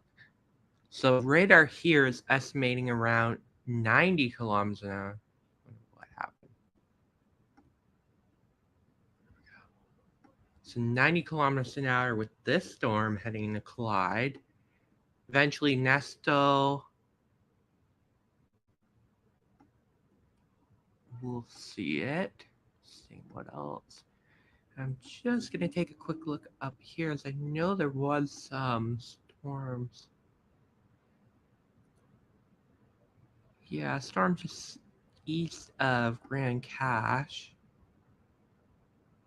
But we'll keep on it. Some instances, any warnings for Westlock? Yes. So Westlock is under a severe thunderstorm warning currently. And see, this storm, it looks like the heaviest part of the storm is going to miss you to the east. But if you're anywhere on the east end of Westlock towards Clyde, that is a concern. We're dealing with easily 90 kilometers an hour wind gusts, maybe even higher. There's also some hail with the storms. So that whole area should be seeking shelter. Westlock, Clyde, Pickardville. It just went past Pickardville. Vimy, Jeffrey, Nesto. This area needs to be seeking shelter. And I'm just going to take a quick look at the storm that we were watching in the Cecil area. It's kind of fallen apart a bit. There's still some strong wind gusts associated with it. Definitely some large hail further to the south in Tonio. The storm's really popped off with lots of hail. Wouldn't be surprised if the hail's pretty large down there. Return scan is quite interesting. So that's we're basically watching this area to the west of Medicine Hat. This storm in particular to the east of Tabor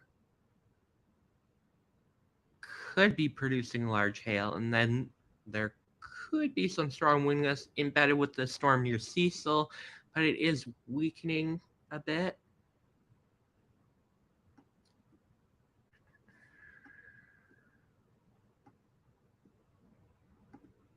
Of course. I'm just going to take a quick look up here again at the storm heading into Whoa. Okay, if you're to the east of Westlock, Clyde, you need to be seeking shelter. Nesto, very strong wind gusts, 110 kilometers an hour is being estimated. So this area needs to be seeking shelter right now.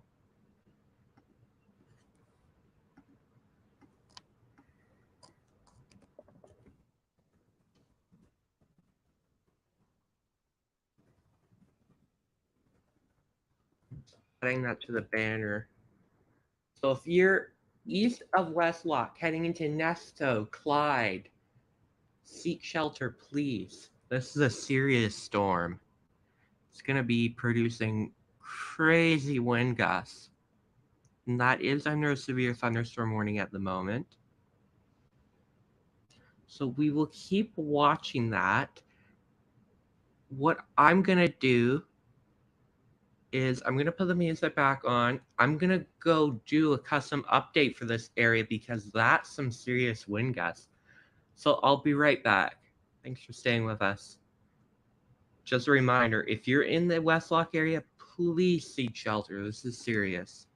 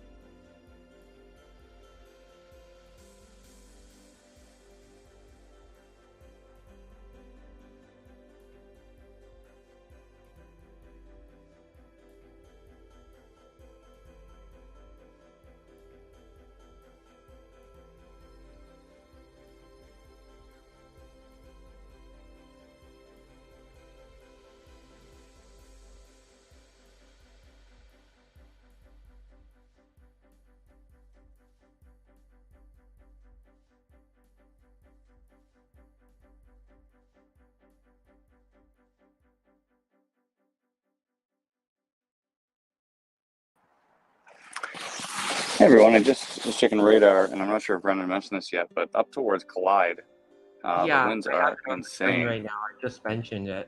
I'm doing a custom update. Okay, yeah, the winds are absolutely insane between Westlock and Clyde right now. If you're in Clyde, or was that Nesto? I'm trying to read that on a phone. Yeah, Nesto, yeah. If you're in those areas right now, you need to take shelter. That thing is super duper strong. Yeah. It just like really popped on the last frame too. It was like medium, slightly stronger, and then insane on the latest frame. So, yeah, definitely if you're in those areas, northeast of Westlock, northeast of Clyde, or even in the Clyde area, you need to take shelter with that storm. It looks super duper strong, likely a downburst signature. So very, very good chance that there's damaging winds right now occurring at the surface. So just based on radar values there, it looks super, super, super, super strong. So anyways, I'm still outside doing recycling in the garbage right now. I'm in the middle of doing chores and checking radar. You know, this is what we do. Adulting sucks. I'm adulting. That's right. I'm adulting. I just turned 40, so I'm starting to adult. Just started yesterday, I think. Catherine says still pouring and storming in Westlock, loads of lightning. Yeah, I think Westlock is actually probably missing the worst of it, but it's really going super strong towards Clyde. And Patricia just said in our team chat, is anything coming? Maybe somebody asked if something bad was coming to Clyde. Yeah, if you're in Clyde, you need to take shelter immediately. I'll message her back here.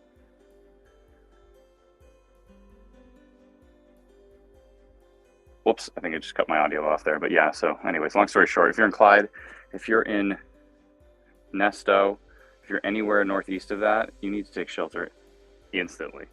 Like get to the basement, get to the lowest level of the house, most interior room.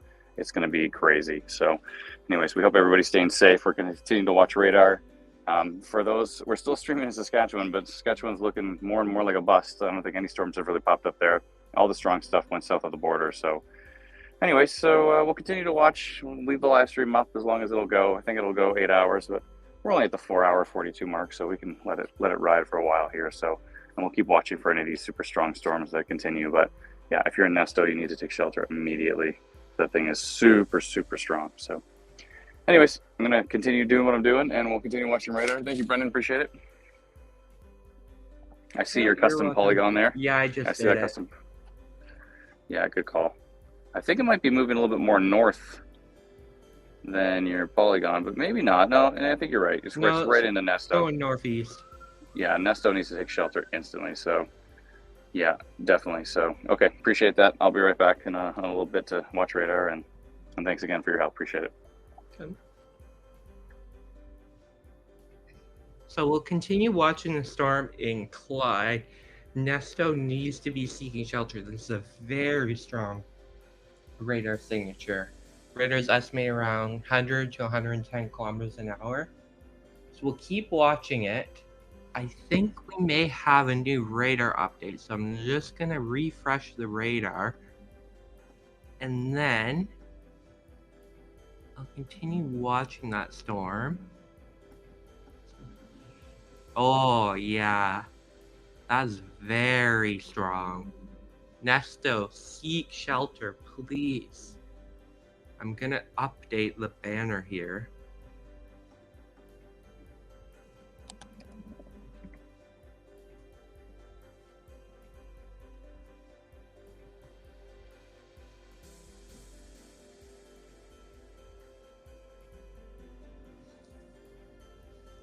So please take shelter if you're in that area. This is a very strong storm.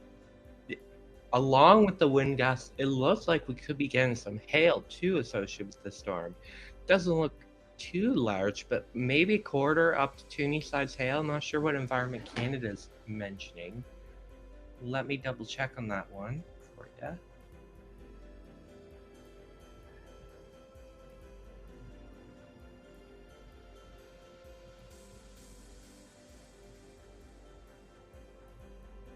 Nickel size hail, they're saying, which sounds about right. It could be a little larger, maybe quarter size. Yeah. Catherine's reporting hail in Westlock. Yeah, that would make sense because let's zoom in here. That hail core just went to the east of you.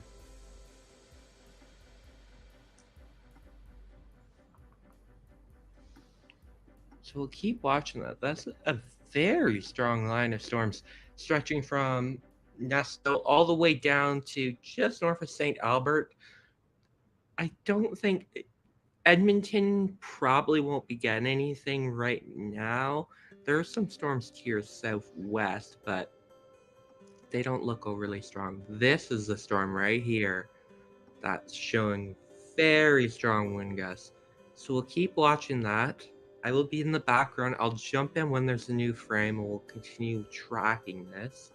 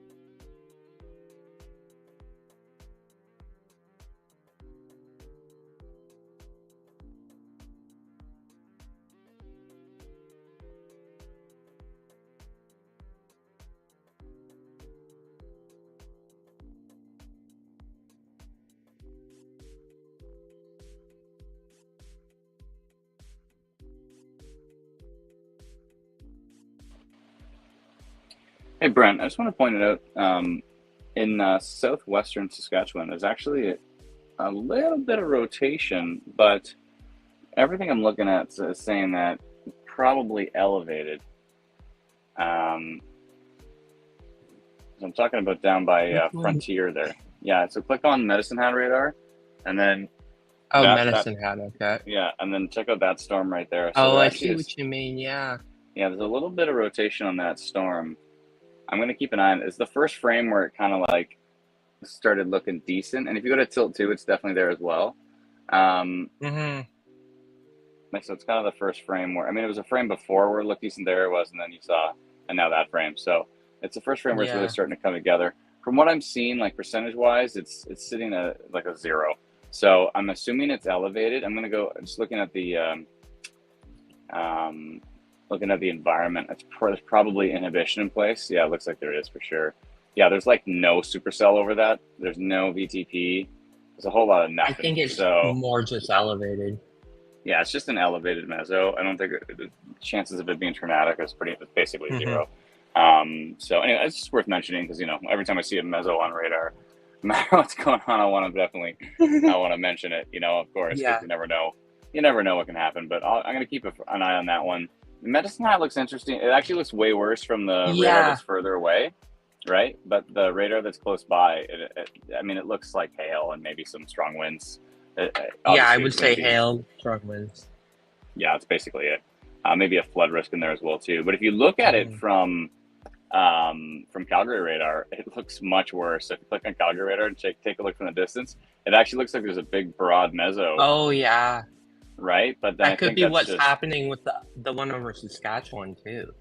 Yeah, it's just these elevated Canadian upper level radar is in general pretty bad at longer range. Because didn't they add like more longer range to it?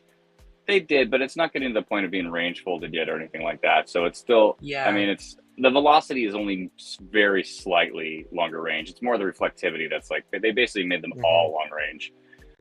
But yeah, so from what I can tell.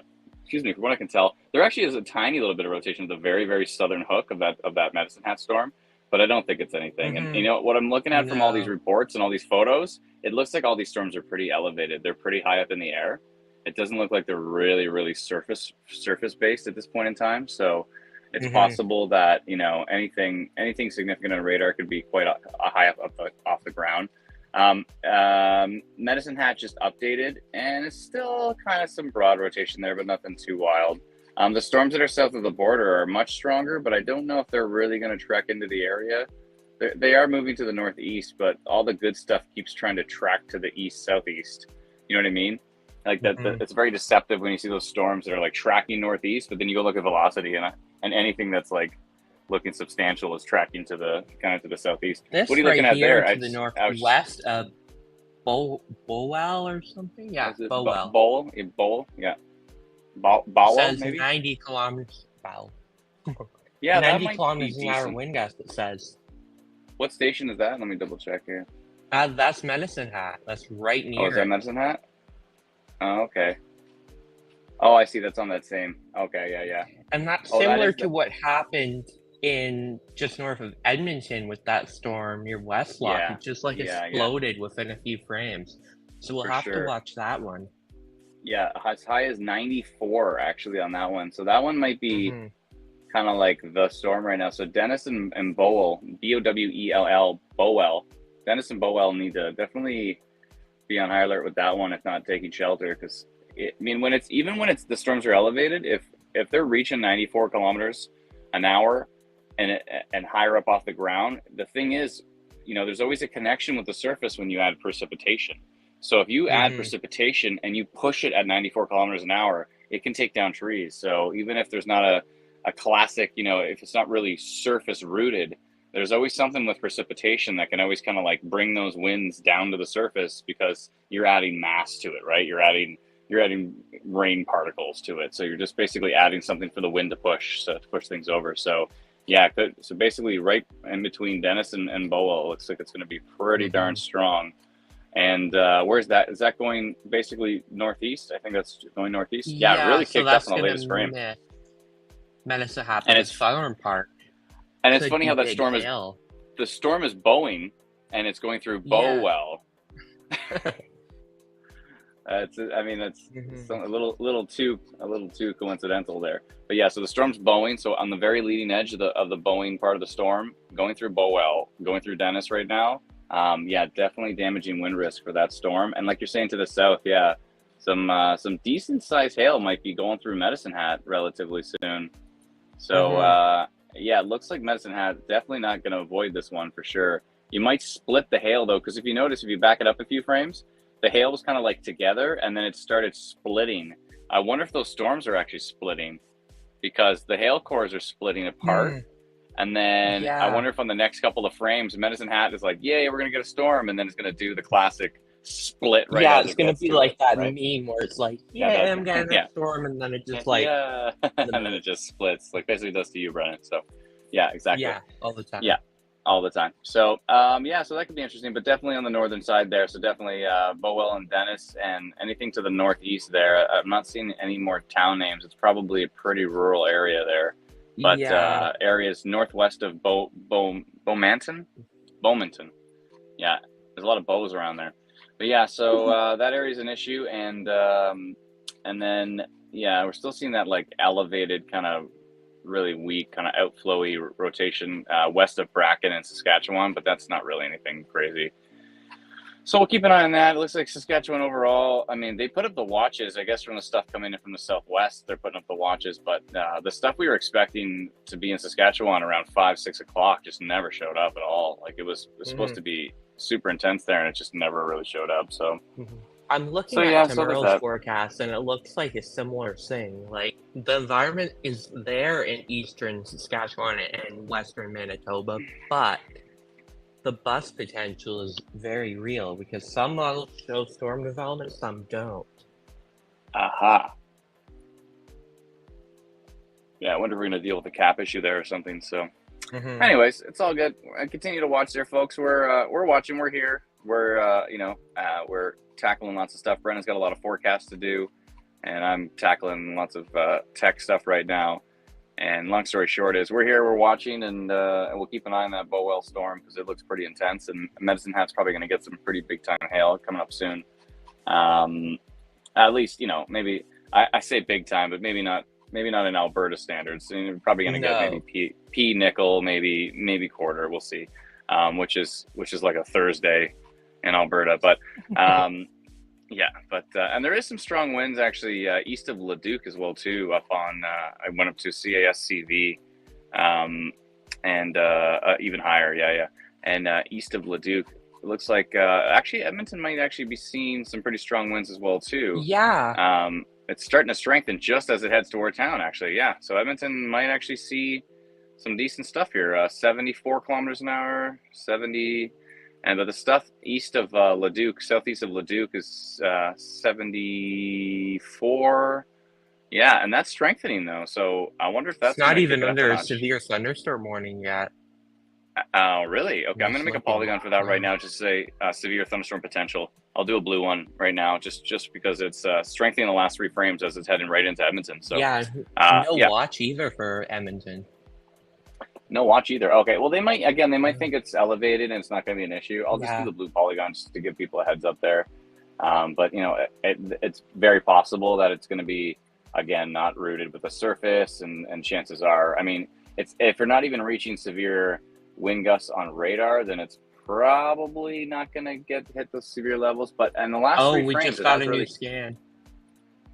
Oh, did we? Did it kick it up even more of a notch or what? Yeah. Looks like it's like up to 99 strengthening kilometers an hour. Is that what, east of Leduc, or you mean heading into Edmonton? Oh, no. Oh, I see. This was down in Medicine Hat. Oh, I'm looking at the new scan for that storm. It just exploded again. Okay. Like, we're up to almost. I see. The watch is like the watch for Edmonton is like all around it, but not actually in Edmonton proper. Yeah. I see. Okay, I understand. So this whole thing is moving to the northeast. So I'm going to do Edmonton a big bubble. Yeah, the Edmonton bubble's about to get bursted right now. So I'm going to do a polygon for all our friends at Edmonton, and our friends to the south as well too. Let them know that this thing is increasing in strength, and it's so there is some severe weather potential here. There's actually a strong storm even further north up near Redwater. Oh, but velocity is pretty weak on that one. Okay, so yeah, I'm going to do a decent sized polygon here and just say severe thunderstorm potential. And just in case this thing keeps kicking it up a notch, I'll just say that for those areas here. Perfect. Yeah, I'll do a nice big polygon, nice big blue polygon here. So severe thunderstorm potential on the storm that is tracking into Edmonton, and also Edmonton, and also areas east of Leduc, and also areas east of Leduc, tracking to the northeast.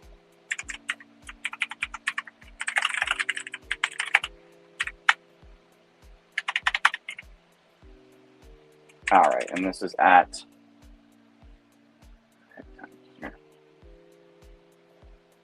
9:30. I have another monitor that I don't have on, but it always tells me the seconds. I'm turning it on right now. There we go. Okay, 9:34. All right. So it's on the screen too. I added seconds. Oh, that's true. Yeah, I have it turned off. Oh, you added the seconds. Sweet. So 9:34 is Sunday, July 30th, 2023. Okay, that looks good to me. I'm going to send that notification out right now. Just some severe thunderstorm potential. Yeah, looks good to me. All right, sending it out. Give folks a heads up that that storm's on the way in. I'm sure they're going to hear it coming in. But yeah, on the way in for sure. 7,000 folks in the path of that one. I sent out the notification to, and you'll see it on the. There it is. Goes quick. Did you even refresh, or did it just was the timing? The timing. No, it just came up. Oh, okay. Well, it refreshes every 20 seconds, so it's there. You go. Yeah, it's all good. Okay, so there's that that storm tracking in that could severe thunderstorm potential on that one, and then again, very strong winds still showing up down here by Medicine Hat to the northwest of Medicine Hat. Oh yeah, it really kicked up a notch. 99.72. Whoa. Yeah, that is definitely. Did we do a polygon on that one? I don't think so. Here, I'll do one right now. Not yet.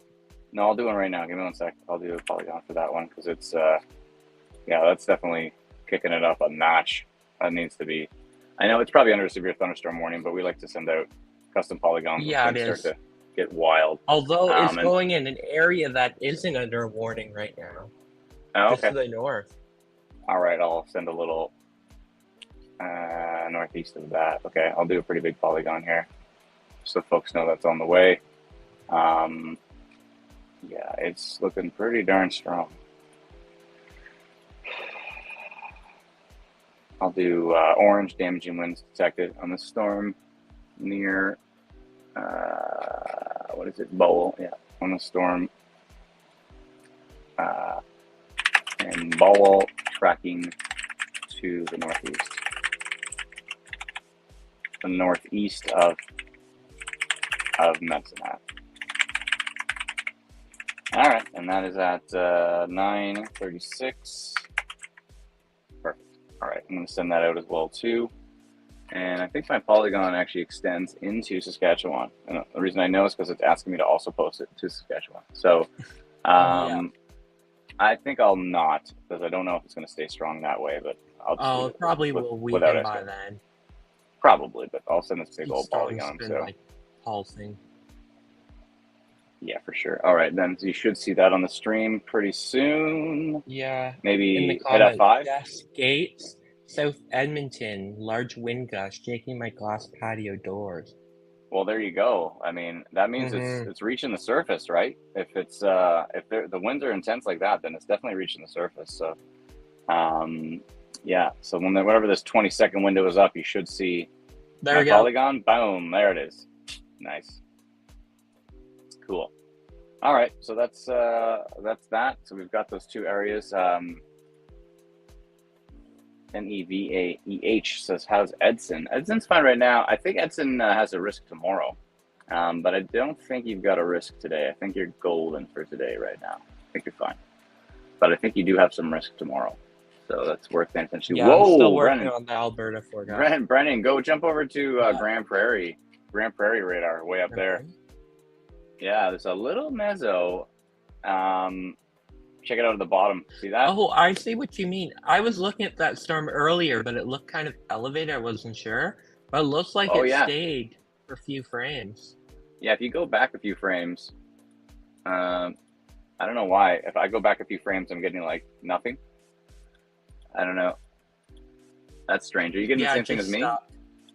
Yeah, I don't know if it was.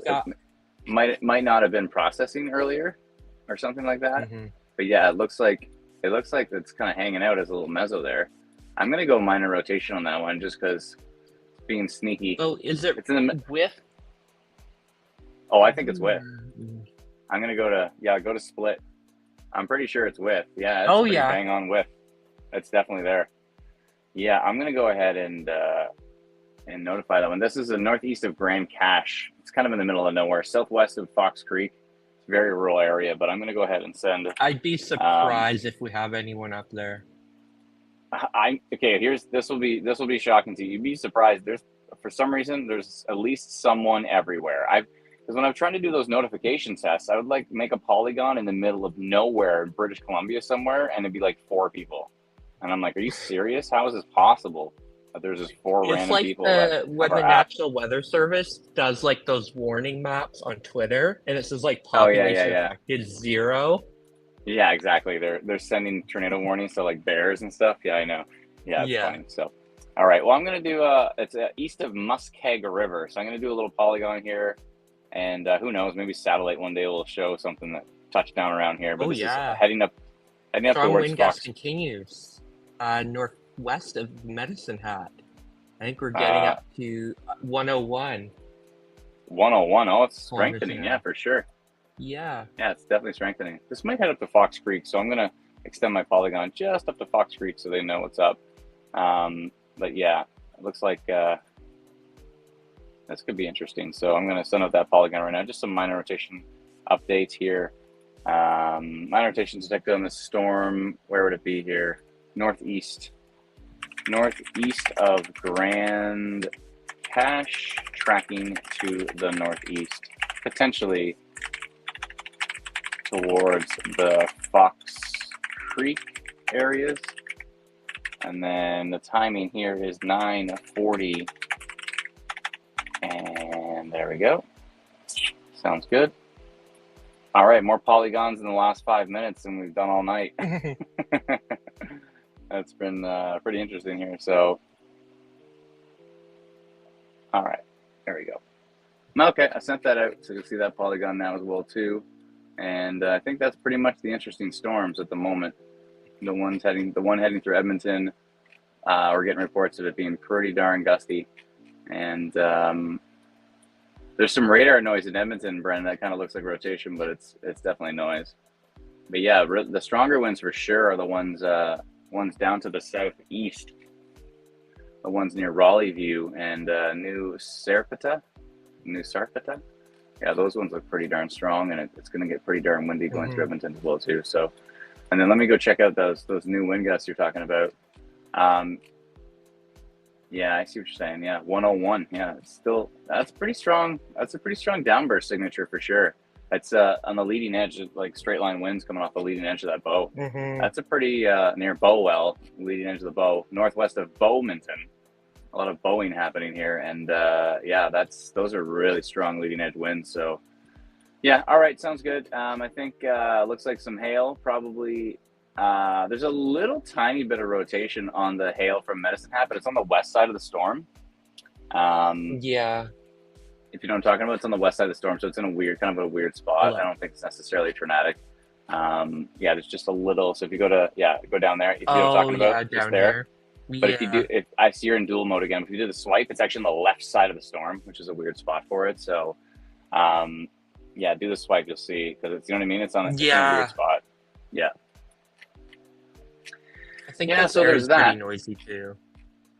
Probably. Yeah, I think so. The stuff in Saskatchewan is way weaker than it used to be as well, so I wouldn't worry about this. Saskatchewan's fine right now. There's a severe thunderstorm watch for anything to come up from the south.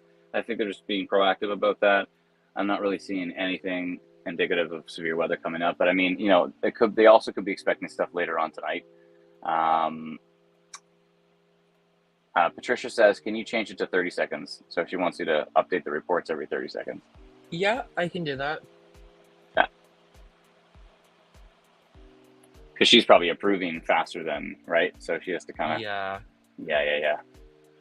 Lots of betting going on. Cool. It's all good. Anyway, so yeah, very, very, very strong winds northwest of Medicine Hat. Please take shelter if you're near Dennis, Bothwell, and to the north of those areas, northeast of those areas. We sent out a polygon for that one. And as well, of course, pretty strong gusty winds heading into the Edmonton area. It's hard to say if they're going to reach severe levels, but now we're starting to see actually a little bit of hail just popped up on the latest scan. So tiny little bit of hail in the Edmonton area if you swipe over to reflectivity there.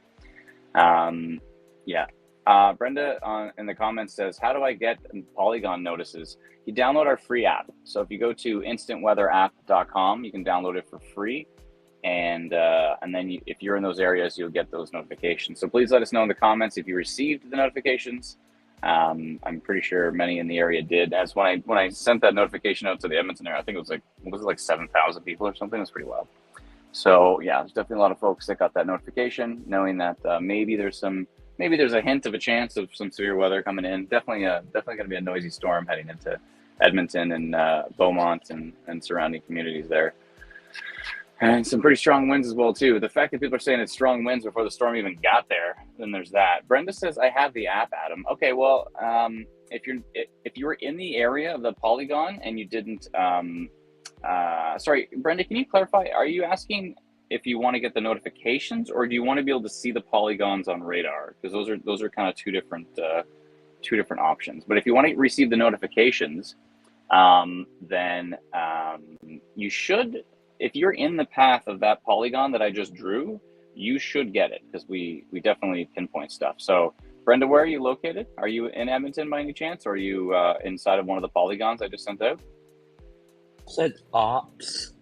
Oh, no, she said oops. Oops. Oops. Yeah, I think she meant I thought oops. ops. Yeah, it's definitely not ops. That's what we call UPS. We call them oops. Let's see here. Kelly says the winds are picking up. The lightning in Medicine Hat is insane, says Jason. Yeah, you're probably going to get some hail too. Looks like some hail is going to be kicking in pretty darn soon. Michael says the storm in Medicine Hat is getting very intense. Yeah, you're lucky you're not getting those winds to the north, because Medicine Hat missed basically a strong downburst. There's the storm coming into Edmonton right now. You can see Sherwood Park on the Alberta Storm Report feed there as well. I want the notifications and did not get it in Edmonton. Where exactly in Edmonton are you? Because you see my polygon is a very specific. You're not in Fleming Park, are you? Because if you're in like Fleming Park or areas to the southwest, then you may not have received it. I only notified a part of Edmonton. I didn't notify all of Edmonton. And if you are in the park that I notified and you did not get that notification, Brenda says it's late. Don't pick on me, you two. I'm sorry. We're not trying to pick at you. It's all good. We're having fun. I thought it was oops. I guess you could have more O's, but I definitely thought it was oops. But anyways, long story short, what the heck was I saying? Oh yes. So if you are in Edmonton and you should have gotten my notification, then what I would do is, well, first of all, Brenda, do you get like severe thunderstorm warnings and watches from our app? Because if you do, then you might have just been just outside of that. It looks like my polygon was a little bit too far to the northwest for where this is heading. It's actually heading more towards Beaumonton right now. Mm-hmm. Oh, you're in southeast Edmonton. Interesting. And Brenda, can you clarify? She says, yes, I do get the severe thunderstorm watches and warnings. So I'm surprised you didn't get my custom polygon. That's strange. Brenda, do you see when you go into the app and you look at your location and you look at the alert bar at the very top? Do you actually see? I think I need to redo that polygon. Do you see the severe thunderstorm potential that I sent? Do you see that at the top in blue? Can you double check, please? Allison says, I have the app in southwestern Edmonton, but don't seem to get the notification. So I actually didn't notify southwestern Edmonton. There's a part of southwestern Edmonton that I didn't notify just because the storm was already past that area, moving to the northeast. Now, Allison, do you normally get severe thunderstorm watches and warnings as well. Michael says, can we talk about the Medicine Hat storm? Yeah, it's definitely bringing in some hail. And as you can see right now, Brendan's got it focused on the extremely strong wind gusts that are heading towards the Bowmanton area. I'm going to redo that polygon right now. Medicine Hat is getting more of the, let me just take a look at Medicine Hat. Is that some minor rotation there, you think, Brendan? Or is that just... I wouldn't say so. I think it's just... yeah, I see what you're saying. No, just strong winds, yeah. I mean, there's some very minor rotation. There's kind of a hook, but it's just some strong winds. So Medicine Hat's going to see strong winds. It looks and hail. like your prediction that the storm is going to split over Medicine Hat might be coming true. You can kind of see how it's just like breaking apart as it... It is kind of breaking apart right in the middle there. It's possible.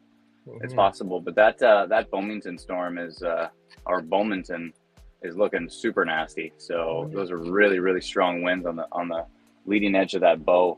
I'm gonna redo that polygon. It's been severe thunderstorm warned, at least in that area. Oh, good. Okay, good. Looks like they've extended it. Oh, good. All right. Well, that's good. All right. Well, that's good to hear.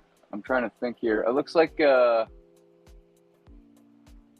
some tree damage in Stettler, Alberta. Jeff Long on Twitter posted, got a bit breezy in Stettler tonight, and there's a big tree down smashed right onto a car.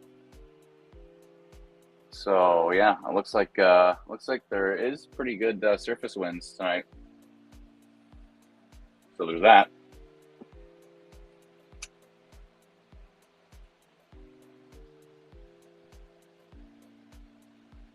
Brennan, how much different is my audio? I'm sure it's somewhat different because I'm on my AirPod as opposed to on my microphone. Yeah, I'm sure it's quite I'm on difference. My AirPods.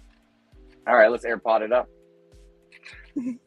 Although I have the AirPods Pro, so it might be a little better. No, I got the same, but not the new ones. Okay. I've got like the first generation of Pro or whatever. Yeah, I have the brand new ones. I don't have. Oh, you got the brand new ones. Well, fancy. All right, so I'm not sure if I want to redo this polygon or not, but I probably do because it's may have weakened on the latest frame. Oh no, the winds definitely didn't weaken. The winds are crazy. They're heading right into Bowmanton, right to the northeast. So, but I'm glad it's under severe thunderstorm warning now as well too. I'll let that polygon ride out for a little bit. We'll see. Michael says the lightning is extremely intense in Medicine Hat right now. I'm sure it is. You could probably go look at it on 3D Weatherverse here. Let me see. I'm going to pull it up on the 3D Weatherverse. Why not? I still have it loaded up. Give me a sec, Brennan, and I'll pull that up. Yeah. 1 second. Where are we here? All right. Where did the Medicine Hat radar go? There we go. All right. Add the latest. Let's go take a look at how crazy this lightning is in Medicine Hat. We'll be able to see it in 3D, and I'm sure it's pretty wild here. 1 second here. It should show up. Give me a second here.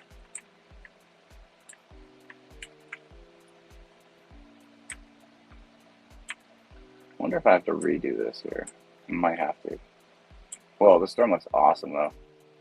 Look in 3D, it looks great. 1 second here. I'm going to reload it just to make sure that the lightning data is coming in. Give me a second here.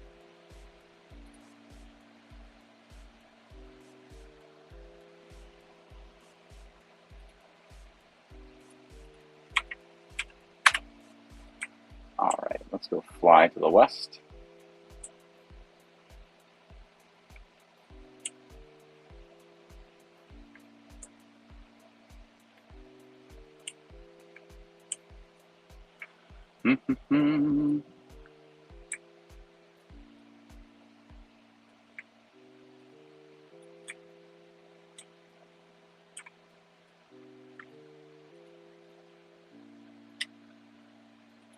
All right.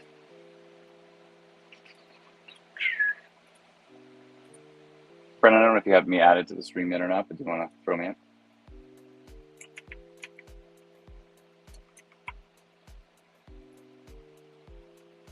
Oh, my camera's not on. There we go. That should help. Maybe I should turn off the camera box there. Okay, cool. All right, so let's go take a look at this Medicine Hat storm.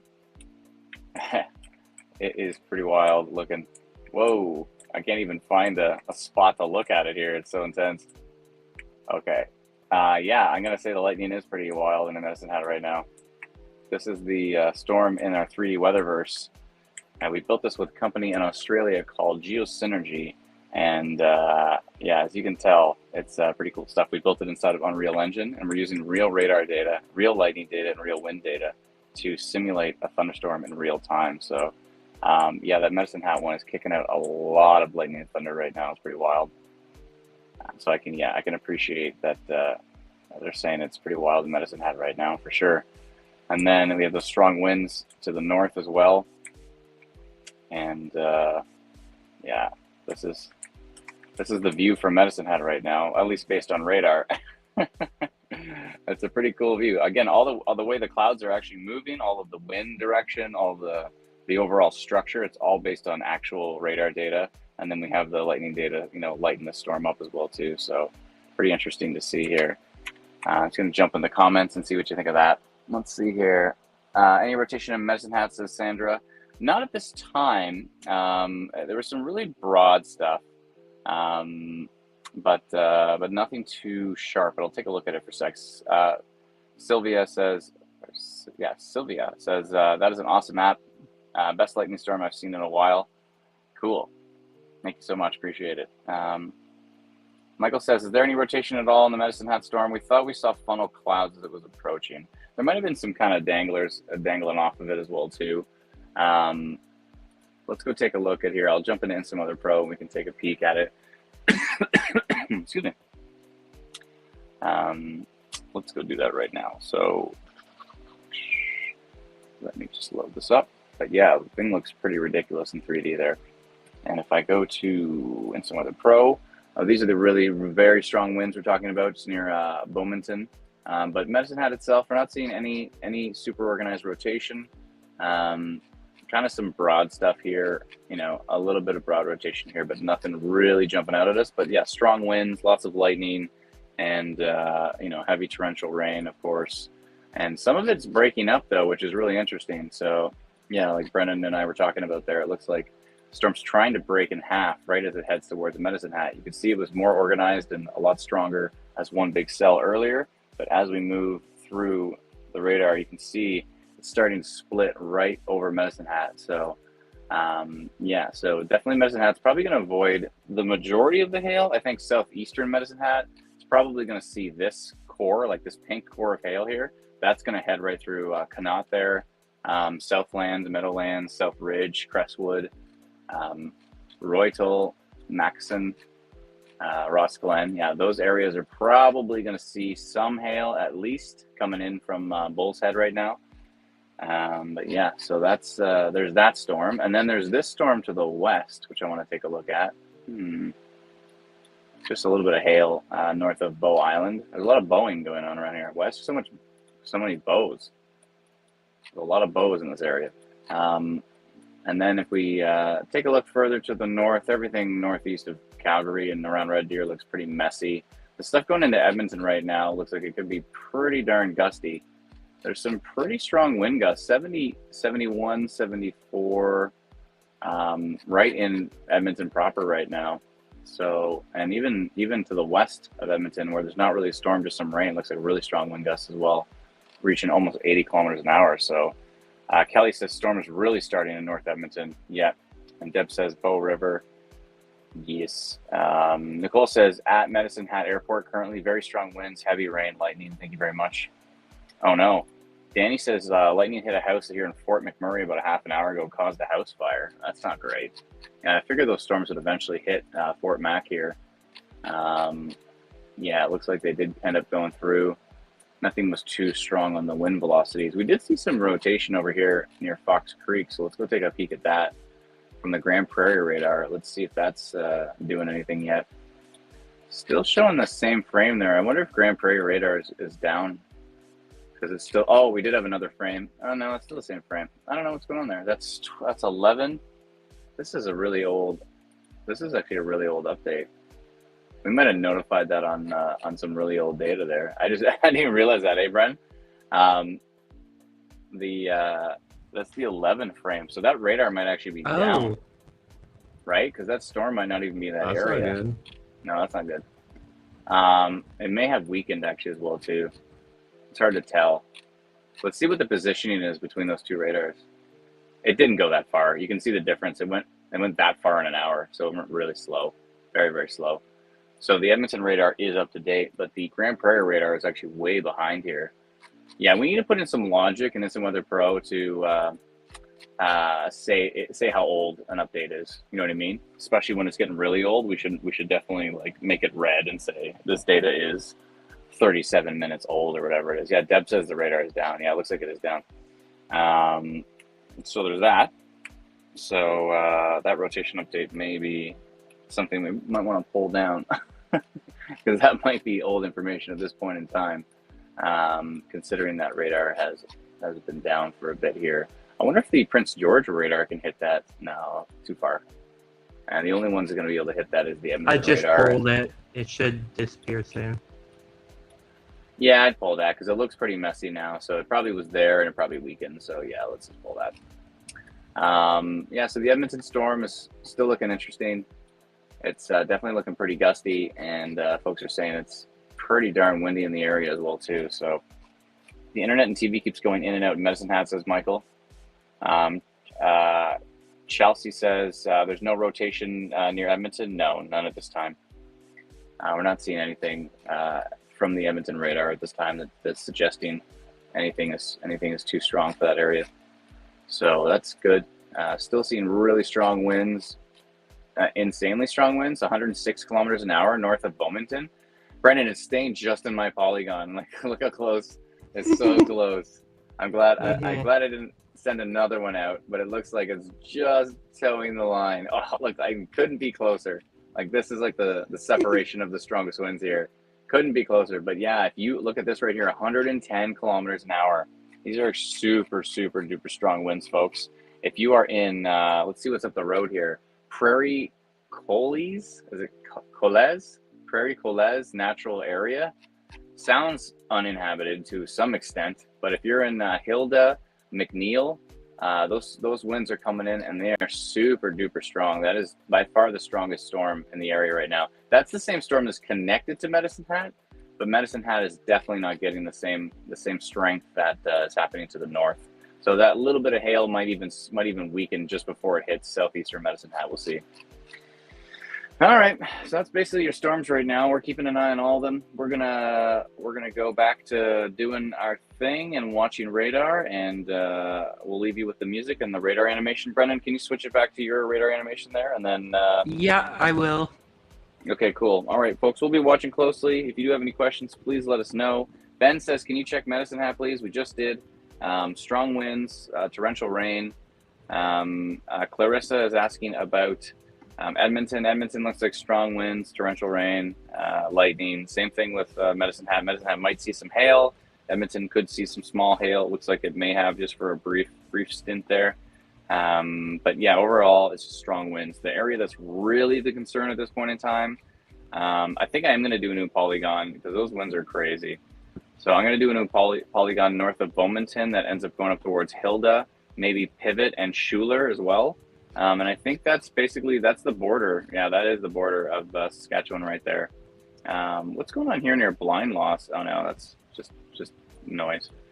Not noise, but just a messy outflow, I believe. But I'm going to definitely, Chris says, what about east of Edmonton heading into Lamont County? I can take a peek at that really quickly here for you. Or no, Brendan's already switched over to his. East of Edmonton, let me just take a peek here. Going to Beaumont County. Yeah, we're watching that. That's that's definitely inside of our polygon there. And yeah, we're watching that. There's some strong winds there. There's a lot of noise, so careful with those values. Like, there's random values that say like 160 kilometers an hour, and they're definitely noise. But there is some really strong wind gusts embedded in there as well too. So yeah, so we'll keep an eye on that. We might extend that polygon at some point in time. We'll see what happens with that. But yeah, we'll definitely see. It looks like they may have extended the severe thunderstorm watch all the way over to Vegreville as well, and I wonder if they're going to continue that even further east as well. It would make sense. That would make sense. That is a weird little. There's a weird little baby storm. Oh, you are showing my area. Like, look at this tiny little, like, hey, little guy. And then he's got like rotation, like the tiniest little storm with the tiniest little rotation. Hey, little guy. That's an adorable storm. But yeah, okay. I'm gonna do an adorable storm. It's an adorable little storm.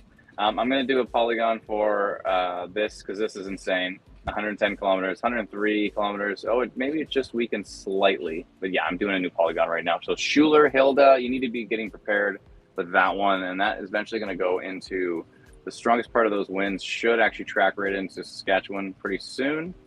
And in Saskatchewan, they'll be going towards Richmond, Fox Valley, those particular areas, Johnsboro, basically areas right against the Alberta border there. So I'm going to create a new polygon. I will post it to... I might as well do that right now here. I will post it to Saskatchewan as well. And let me just get that loaded up on the screen here. Give me one moment and I'll make sure I've got that polygon ready to rock. There we go. Okay, cool. So let me just jump over to our custom update panel, get rid of my non-existent head here. There we go. And let me just make sure I've got the right... Okay. I want to make sure I've got the right spot for this polygon. Okay, let's see here. So, yeah, over to Schuler and then into Fox Valley. Let's just do this. So, McNeil, Hilda, that looks about right. Okay, doing a new polygon, shooting it over to Saskatchewan, and just saying damage and wind gusts continue. I'm going to go orange as well. So damaging winds continue. Damaging wind gusts have been detected on the storm near, what is it again? Bowmanton, north of Medicine Hat, near Bowmanton, tracking to the northeast towards Schuler, Pivot, and Hilda. Schuler, Pivot, and Hilda, Alberta. Eventually, it will, maybe I should put a period there, Alberta. Eventually, it will cross into Saskatchewan. Throw a hashtag on that. Saskatchewan.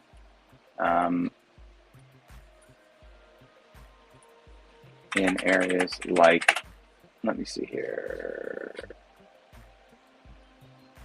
It's like Hilda, so it'll be Richmond, areas like Richmond, perhaps Fox Valley, etc. Okay, and the timing on this one, the timing in Saskatchewan the same here right now. Let's see, Saskatoon time. It is 10:05. Okay, perfect. So if I go back here, 10:05. So it's the same time. Okay, 10:06 actually. So 10:06. And do I have that? Okay, good. I'll change this to AB Storm and SK Storm. There we go. 10:06. I'll do both Alberta and Saskatchewan at the same time. Pretty rural area. Only 98 people in the path of this on our app, Instant Weather. But that's okay, we're gonna let them know. So 10:06 looks good to me, and send. All right, let's jump back to radar here. And we're talking about, you'll see my new polygon pop up. Actually, I'll hit refresh and you should probably see it right away. Yeah, there it is. All right, so there's my new polygon. I'll get rid of the old one here. Give me just a moment. And that was damaging winds detected. Okay, I'll get rid of that one. And give that 1 second and I should be able to refresh here. So if I hit refresh right now, it's still there. Give it a second. Give it a second for the API to update and then it'll be gone. So still some strong winds heading just southeast of Medicine Hat. Nothing too crazy, but the really strong winds are right here. Definitely tracking into, eventually into Saskatchewan as well. So areas well west of Swift Current, right against the Alberta Saskatchewan border. And if I hit refresh, I'm pretty sure my old polygon is gone. There we go. And then we only have the new one, and that will show the storm tracking through Schuler, Hilda, Richmond, etc. Yeah. So that is the storm that we are most concerned about right now, which is north of Medicine Hat, tracking east into Saskatchewan. And then we're taking a look at the Edmonton storm as well too. Looks still really gusty, but overall probably sub-severe, probably below the severe threshold. And yeah, we have to keep an eye on these storms. So pretty strong winds from the radars that are quite a distance away, but that's probably elevated, I would assume. This crazy signature over here is probably elevated as well too. When you look at the Edmonton radar, is a lot nicer. Is it just basically strong winds heading into Fort Saskatchewan right now as well too, getting into the 70s. And if those really connect with the surface, you know, some like dead trees and stuff like that can fall down in those winds. Typically you don't have tree damage in 70 kilometers an hour, but again, if you have enough precipitation, if you have the right kind of tree that wants to fall down anyways, then yeah, you can have some stuff go on. So 103 kilometers an hour, 105 north of Bowmanton, heading towards Schuler and Pivot. Definitely going to want to take shelter with that storm, because it is still super strong wind gusts being picked up on radar there. All right, so I'm going to leave you for a bit, and we'll be watching, though. We're not shutting down the stream. We're doing this thing lately where we keep the stream going. We put on some tunes in the background as spacey and whatever these tunes are. I have no idea, but they're good. They're good, kind of vanilla in the middle, random music that doesn't, it's definitely not offensive, but I don't know where you found this music, Brennan, but it's interesting. But it's on StreamYard. Oh, is it on StreamYard? Okay, cool. All right, sounds good. So it's built right into the platform we live stream on. So, yeah. So, Brendan, if you want to flip back over to your radar, just so yeah, perfect. And yeah, and we'll be watching, and hopefully we can answer some questions for you here. Cody says Fort Mac's having some crazy lightning and loud bangs. We heard actually a house caught fire from one of the lightning strikes at Fort Mac, which is not great. We hope everybody's safe and everybody's okay. And Cody saying, but Fort Mac's having some crazy lightning. I was looking up there, nothing looked too intense. I think there is a severe thunderstorm watch in the area, and there's a decent storm in the northeast, but it's nothing too crazy, nothing too wild from what I can tell. Just some lightning, some strong winds, torrential rain, maybe some small hail, but overall on the radar, it's nice that there's actually a radar station up there now, though. How about that? For the first time, we can finally actually look all the way up to Fort Mac and see if there's rotation or anything like that. Very, very useful. So kudos to Environment Canada for sticking a new radar up in Fort Mac. It's great. Very nice to see that. So Paul's asking about Lethbridge. I'll take a quick peek here, but I don't think there's too much more action in the Lethbridge area. No, you're looking pretty dry down there, so I think you're okay. There is some storms southwest of Calgary, but they look pretty boring on radar.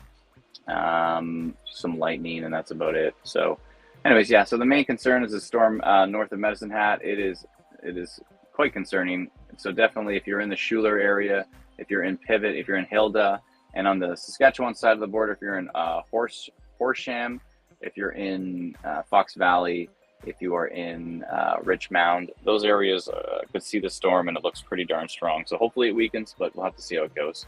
Nevertheless, thank you so much, Paul. Thank you kindly, everyone. We'll still be watching. Brooke says losing power in Sturgeon County. Thanks for the report. Appreciate it. Brenna says, how's Fox Creek looking? So if you're talking Fox Creek, Saskatchewan, you might be in the path of this really strong, damaging windstorm. So that's a concern for sure. It's actually about to head directly towards the darn radar station. Oh no. Oh, please don't destroy the radar. I mean, it's literally heading directly. You can see the very, very bright signature on Brennan's radar there. It's heading directly at the radar. So cross your fingers, it hangs on. But thank you so much for your reports. You can see the reports on Facebook here, Alberta Storm Reports. Our group is, it's grown quite a bit. I think it's, the last time I looked, I could have sworn it's like 100,000 members now in the Alberta Storm Reports group. So huge thank you to everybody who's sharing your reports in there. We sincerely appreciate it. And yeah, we'll be watching closely. And oh, Meg says, how do we feel about the storm along the American border heading to Regina Swift Current? It doesn't look that impressive to me right now. I'll keep an eye on it, but right now it looks pretty messy. and nothing too concerning at this point. So, nevertheless, we'll be watching, and we're not shutting down the stream. The stream will be up. If we see anything worth noting, we'll definitely jump back and let you know what's going on. So, long story short, if you have not done so already, please download our free app. You can get it at instantweatherapp.com, or just go search for the Instant Weather app in the app stores. It's free. So if you see an app that costs money called Insta Weather, that's not us. It's Instant Weather, and it's free. So thank you so much, everyone. We sincerely appreciate it, and we'll be here. We'll be watching. Thank you so much.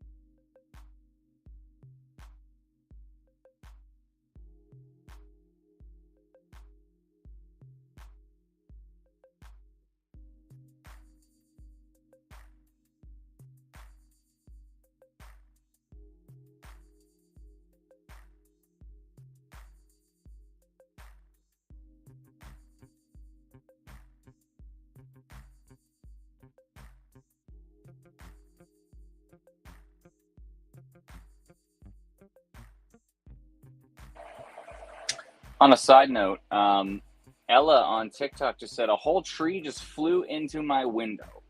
Ella, where are you located? That sounds horrifying. I hope you're okay. Hope everybody's all right. A whole tree just flew into my window. That is not great. Are you north of Medicine Hat? Because that would make sense. Let me know, Ella. Hope you're all right.